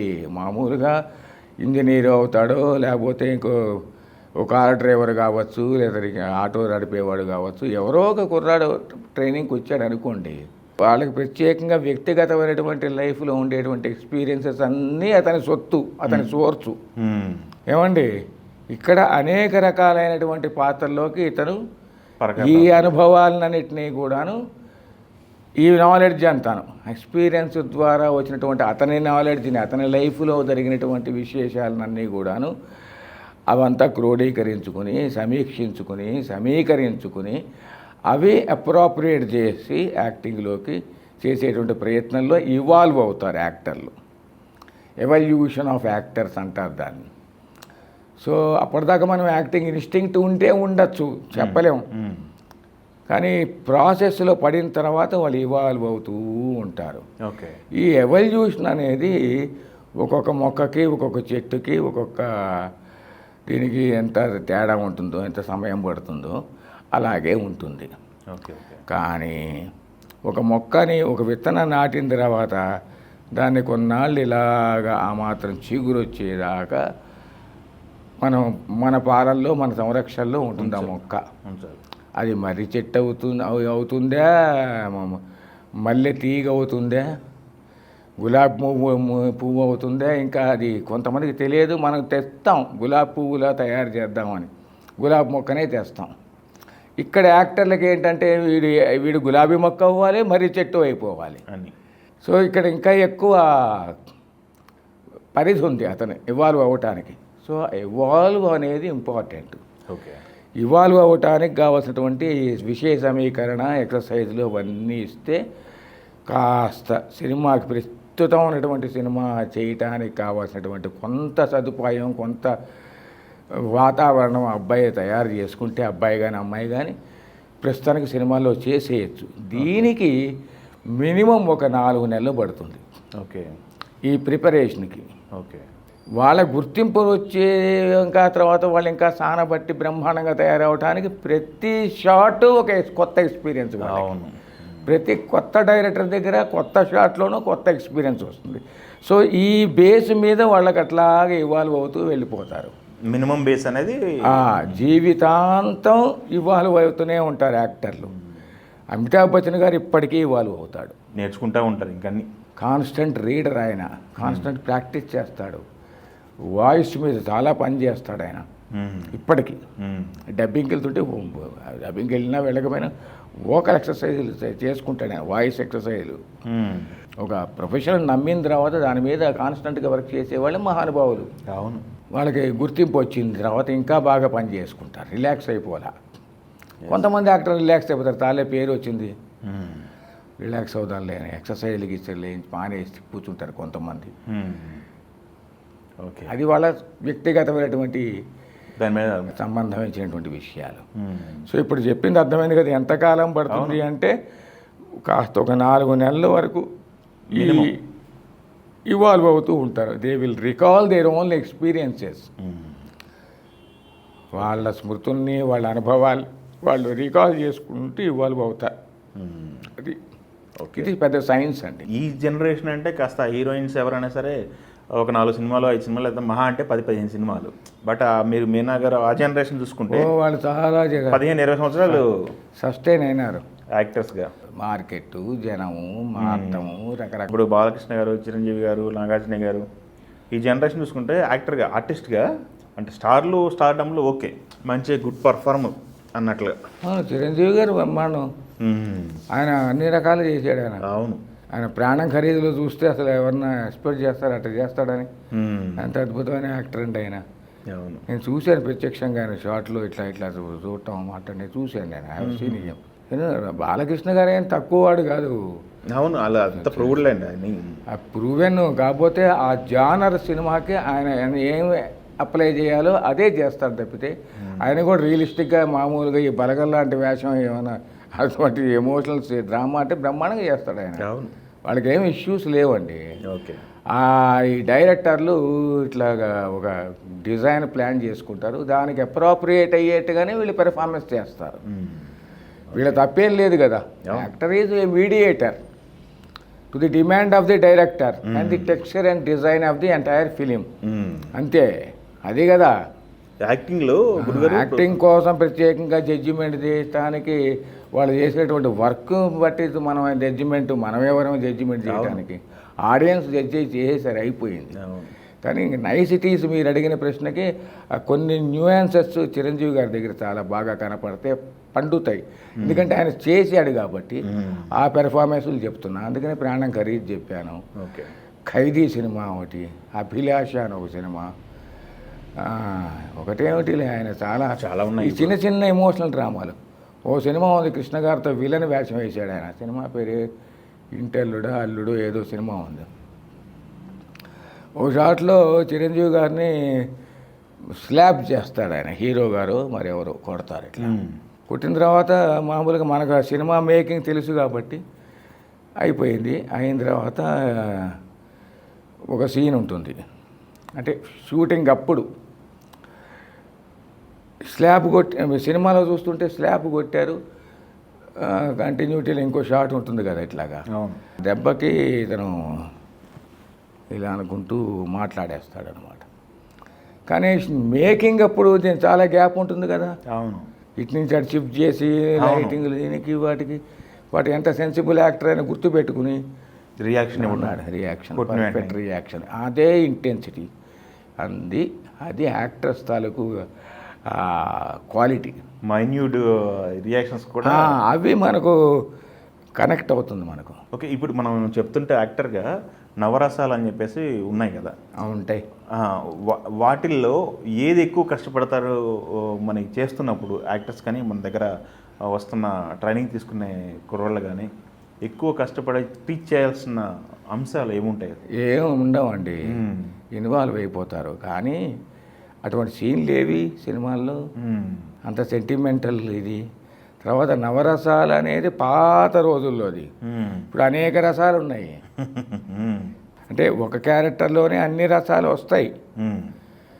ఎందుకంటే సీన్ను బట్టి. ఉదాహరణకి ఓ హీరో ఉన్నాడు, ఆ హీరోయిన్ ఒక అమ్మాయి ఇష్టపడింది. వాళ్ళిద్దరూ చక్కగా మా ప్రైవేట్గా స్వీట్ నథింగ్స్ మాట్లాడుకుంటూ అట్లా అట్లా అట్లా సరదాగా ఐస్ క్రీములు తింటున్నారు. ఆ పిల్లకి ఇక్కడ ఏదో ఐస్ క్రీమ్ అంటే వీడు నాలుగుతో నాకాడు. ప్రైవసీగా ఉన్నట్టుగా సీన్ ఏదో అనుకోండి. ఆ తర్వాత ఇంకెక్కడో ఈ అమ్మాయికి వీడంటే విపరీతమైనటువంటి జుగుప్స, అసహ్యం వచ్చే సీన్ ఉందనుకోండి. ఇంత ఇష్టపడిన పిల్ల వాడు ఇక్కడ చేత్తో ఇట్లా అనొచ్చు కదా, క్లీన్ చేయొచ్చు కదా, దీన్ని నాలుకతో వాడు నాకేసి ఐస్ క్రీమ్ని వాడు తింటే వచ్చే రసం వేరు, ఆడియన్స్ కనెక్ట్ అయ్యేది. తర్వాత ఇమ్మీడియట్గా వేరే సీన్లో వీడంటే ఇంత అసహించుకునేటువంటి ఒక చండాలమైన వికృతమైనటువంటి చేష్టలు వాడు ఆ కుర్రాడు చేస్తుంటే ఆ హీరో ఈ అమ్మాయికి జుగుప్స్ వస్తుందిగా, రావాలిగా. సో ఒక రసప్రధానమైనటువంటి విషయం ఒకటే రసం ఉండదండి. సీన్ బట్టి, క్యారెక్టర్ సిచ్యువేషన్ బట్టి, పరిస్థితులను బట్టి, రిలేషన్షిప్ని బట్టి అన్ని రసాలు పండించగలిగి ఉండాలి. తెలియక పాపం ఏదో నవరసాల సార్వభౌమ, నటర సార్వభౌమ అంటూ ఉంటారు. కానీ యాక్టర్ అంటేనే నవరసాలు ఉంటాయి, ఉండాలి. అంతే కదా. అన్నం భోజనము అనగానే యాక్టర్ ఒక అన్నం ఒక భోజనం అనుకుంటే అన్నీ ఉండాలి వాడి దగ్గర. ఇంకొకటి సార్, మనకి ఇప్పుడు వరకు మన సినిమా ఆర్టిస్టులు అందరూ ప్రాజెక్ట్ అయిన తర్వాత మీ దగ్గరికి వచ్చేవాళ్ళు కదా, ప్రాజెక్ట్ కమిట్ అయిన తర్వాత. అవునవును, కమిట్ అయిన తర్వాత మీ దగ్గరికి వచ్చేవాళ్ళు. పేమెంట్లు ఎలా సార్? పేమెంట్లు కరెక్ట్గా ఇచ్చేవాళ్ళు అందరూ? కొంతమంది ప్రొడ్యూసర్లు ఇస్తారు, కొంతమంది పిల్లలే ఇస్తారు. ఎంత ఏమిటంటే ఇటు వేరియస్, అది వేరియేషన్ అండి, డిఫరెన్స్. ఒక రూపాయి ఇస్తాడు, ఇంకోటి 10 రూపాయలు ఇస్తాడు. ఎవరి స్తోమత దగ్గరతో వాళ్ళు ఇస్తుంటారు. నేనైతే భలా ఇంత అని అడగల. కానీ మా అమ్మాయి ఇప్పుడు కొంచెం ఏదో ఇట్లా కాదు, మీ డాడీ మీకు చేత కాలేదు బతకటం, నేను ఫిక్స్ చేస్తాను తన ప్రయత్నం చేసిన సరదాగా మాట్లాడుకున్నదే తప్పితే అదేమో అంత మీడియాలో అక్కడ దాకా వెళ్ళాల్సిన అవసరం లేదు. కానీ షీ ట్రయింగ్ టు ఏమంటారంటే ఇట్లా మళ్ళీ నాన్నలాగానే మరీ అంత అదే మీ లిబరల్గా ఉంటాం కష్టం. ఇప్పుడు తను కూడా కష్టపడింది కదా, అందుకని ఏదో కొంచెం మినిమం ఇంతమ్మా, మన వర్క్ కూడా మినిమం ఎంత ప్రైజ్ ఉంచుకోవాలి. 2 monthsకి ఓకే అయితే సరే, 3 monthsకి అయితే కొంచెం ఎక్స్ట్రా అట్లా. అమ్మాయి అట్లా ఏదో ప్లాన్ చేసుకుంటుంది. ఇంకా డీటెయిల్స్ తెలియవు, but I don't ask. Okay, she's married, yes, this is all her property. Yes. So ఏమో సంపాదించు, ఎంత వచ్చింది నాకు మర్యాదగా ఉండదు. ప్రపంచం అంతా ఇండియన్ సినిమా చూస్తుంది. ఒక బాహుబలి దగ్గర నుంచి కానీ, ఒక RRR కానీ, ఒక KGF అనే సినిమా వచ్చింది కన్నడ నుంచి, ఒక కాంతారా అనే సినిమా వచ్చింది కన్నడ నుంచి. ఇట్లాంటి సినిమాలన్నీ ఇండియన్ సినిమాలు గ్లోబలైజ్ అయిపోయినాయి. ఈ తరుణంలో ఇండియన్ సినిమాలకి ఎక్కువ ప్రపంచ మార్కెట్ కనెక్ట్ అవుతున్నారు. అది ఎందువల్ల, దేనివల్ల పరిణామం, ఎక్కడ ప్లస్ ఉంది మనకి అనేది మీకు అనాలిసిస్లో ఏమన్నా? ఇదేమి కొత్త కాదండి. ఇప్పుడు రాజ్ కపూర్ అంటే రష్యాలో పడి తెచ్చేవాళ్ళు అప్పుడు. రాజ్ కపూర్ మరి దాన్ని గ్లోబలైజేషన్ అనాలే, పాన్ వరల్డ్ అనాలి, ఏం మాట్లాడతాం మనం? దీనికి ఏమిటి పరిణామం, దేని మీద ఏమిటి ఇన్ఫ్లుయెన్స్ ఉంది, అట్రాక్ట్ అవుతున్నారు అనేది, ఏమిటి అట్రాక్ట్ అవుతున్నారు అనేది స్టడీ చేయాలిగా, ముందు వెనక్కి వెళ్ళాలిగా. ఓకే, అసలు సినిమా మేకింగే మీకు యూరోపియన్ నుంచి వచ్చేటువంటి టెక్నాలజీ తెలుగు వాళ్ళు కొంతమంది నేర్చుకున్నారు. అక్కడికి వెళ్ళి అక్కడ నేర్చుకున్న వాళ్ళే గొప్ప గొప్ప కంట్రిబ్యూషన్స్, స్టూడియోలు కట్టారు. వాళ్ళు సడన్గా వాళ్ళ పేర్లు అంత సినిమా ఇండస్ట్రీ చరిత్ర చెప్పాలి తెలుగు సినిమా దానికి. సో ఇక్కడ ఊరికే రజనీకాంత్ గారు కాబట్టే చైనాలో ఇష్టం అని కాదండి. అప్పుడే జపాన్లోనూ రష్యా వాళ్ళకి రాజ్ కపూర్ అంటే దేవుడు. 3/420 అదే పాత సినిమాలు ఉన్నాయి కదా, అవునవును. అన్ని హిట్లే. ఎందుకు వాళ్ళకి హిట్ అయ్యింది, ఎందుకు ఇంట్రెస్ట్? మేబీ ఇండియన్ మ్యూజిక్ కావచ్చు, ఇండియన్ కల్చర్ని బాగా ఇష్టపడిన వాళ్ళు అయి ఉండొచ్చు. అలాగా. అట్లాగే ఎస్వి రంగారావు గారికి జకార్తా ఇంటర్నేషనల్ ఫిల్మ్ ఫెస్టివల్లో ఆయనకి బెస్ట్ యాక్టర్ వచ్చింది. ఓ నర్తనశాల అనే సినిమాలో ఓకే ఆయన ఓకే ఓకే. కీచకుడు వేషం వేసినందుకు. ఆయన తక్కువ వాళ్ళ అప్పుడే ప్రపంచ విఖ్యాతి చెందినటువంటి యాక్టర్లు ఉన్నారు. మరి నర్తనశాలలోనే ఎన్టీ రామారావు గారు కూడా ఉన్నారుగా, ఈయనకి ఇచ్చారుగా అప్పుడు వాళ్ళు ఇంటర్నేషనల్ అవార్డు. సో ఇట్లా కొత్తగా కాదు, తెలిసినవి సడన్గా ఇప్పుడు జ్ఞాపకానికి వచ్చినవి రెండే చెప్పే కానీ, అవును, ఈ సినిమా అనేదే ఓ గొప్ప ప్రవాహం అంటది. రష్యన్ సినిమాలు ఇక్కడ మనం డబ్బింగ్ సినిమాలు చూడలా, ఫ్రెంచ్ సినిమాలు చూడటల్లా, ఇంగ్లీషు సినిమాలు చూస్తున్నామా, తెలుగులో ట్రాన్స్లేట్ చేసుకుని డబ్బింగ్లు చెప్పుకుని అట్లాగే ఇవి కూడా అటు వెళ్ళేవి. ఇంట్రెస్ట్ అదేంటి, ఆ సాంస్కృతిక దాన్ని ఏమంటారంటే ఎక్స్చేంజ్. అక్కడి నుంచి కల్చర్ ఇక్కడికి, అక్కడ కల్చర్ ఇక్కడికి, వీళ్ళ హ్యూమన్ రిలేషన్స్ ఏమిటి, ఆ డ్రామా ఎట్లా పండిస్తున్నారు అనేది ఇంట్రెస్ట్ కావచ్చు, వ్యాపారం కావచ్చు, డబ్బులు రావచ్చు. అలాగే అదే ధోరణిలో ఇవి ఇప్పుడు అంటే మార్కెటింగ్ సిచ్యువేషన్స్ మారినాయి. ఇంకో డిఫరెంట్ టెక్నాలజికల్గా పేర్లు మారినాయి తప్పితే మనిషిలో ఉండే స్వభావము, వ్యాపారము, సినిమా, కళ, ఈ మూడింటిని అర్థం చేసుకునేటువంటి వాళ్ళు ప్రపంచం అంతా ఉన్నారు. దాని మీదనే ఇట్లా మనం పని చేసుకునే వాళ్ళు ప్రపంచం అంతా ఉన్నారు. శ్రీలంక సినిమా కూడా మరి బాగానే వెళ్తుంది. శ్రీలంక వాళ్ళు పెద్దగా ఏం సినిమాలు తీశారంటే మరి వాళ్ళ సినిమాలు కూడా బ్రహ్మాండంగా ఇంటర్నేషనల్ ఫెస్టివల్స్లో వెళ్తున్నాయి. తెలుగు సినిమాలు ఫెస్టివల్స్లో వెళ్తున్నాయి. అది కమర్షియల్ కాదు కదా, ఇది ప్యారలల్ మూవీ కదా, ఇది ఫలానా కదా అనేది ఏదో మామూలుగా వచ్చేటువంటి సందేహాలు. కమర్షియల్ సినిమాలే కదా అవార్డు రావాలనే ఉంది, ఏమి లేదు. కమర్షియల్ సినిమాలకు కూడా అవార్డు వచ్చింది, ఆస్కార్ అవార్డు అనేది గొప్పది. అవును అని కదా రాజమౌళి నిరూపించాడు ఇప్పుడు. అని కమర్షియల్ సినిమాలోనే అని అనుకోవటానికి లేదు. మళ్ళీ అక్కడ మరి హిట్ అయింది, అవార్డు కూడా వచ్చింది, ఆస్కార్ అవార్డు. మామూలు విషయమా? కాబట్టి ఇప్పుడు ఎందుకు కమర్షియల్ సినిమానే పుష్ప ఉంది, పుష్పకి అల్లు అర్జున్కి best actor, Indian best actor అని చెప్పి ఫస్ట్ నేషనల్ అవార్డు, తెలుగులో ఫస్ట్ నేషనల్ అవార్డు. అంతకుముందు ఫస్ట్ నేషనల్ అవార్డు బెస్ట్ యాక్టర్కి పిఎల్ నారాయణ గారికి ఇచ్చారు. పిఎల్ నారాయణ ఓకే, చాలా అద్భుతమైన యాక్టర్, ఆయన మహానుభావుడు. ఓకే, ఆయన పరిచయం చేసుకున్నా నేను, ఆయన నాకు పరిచయం చేశాడు మాకు ఒక ఫ్రెండ్ డిఎస్ మూర్తి గారని, బాపట్ల ఆయనది. కానీ వాళ్ళు మలయాళం వాళ్ళు, ఎప్పుడో బాపట్లలో సెటిల్ అయిన వాళ్ళు. పిఎల్ నారాయణ గారు, ఆయనకి జాతీయ అవార్డు వచ్చింది అప్పుడే.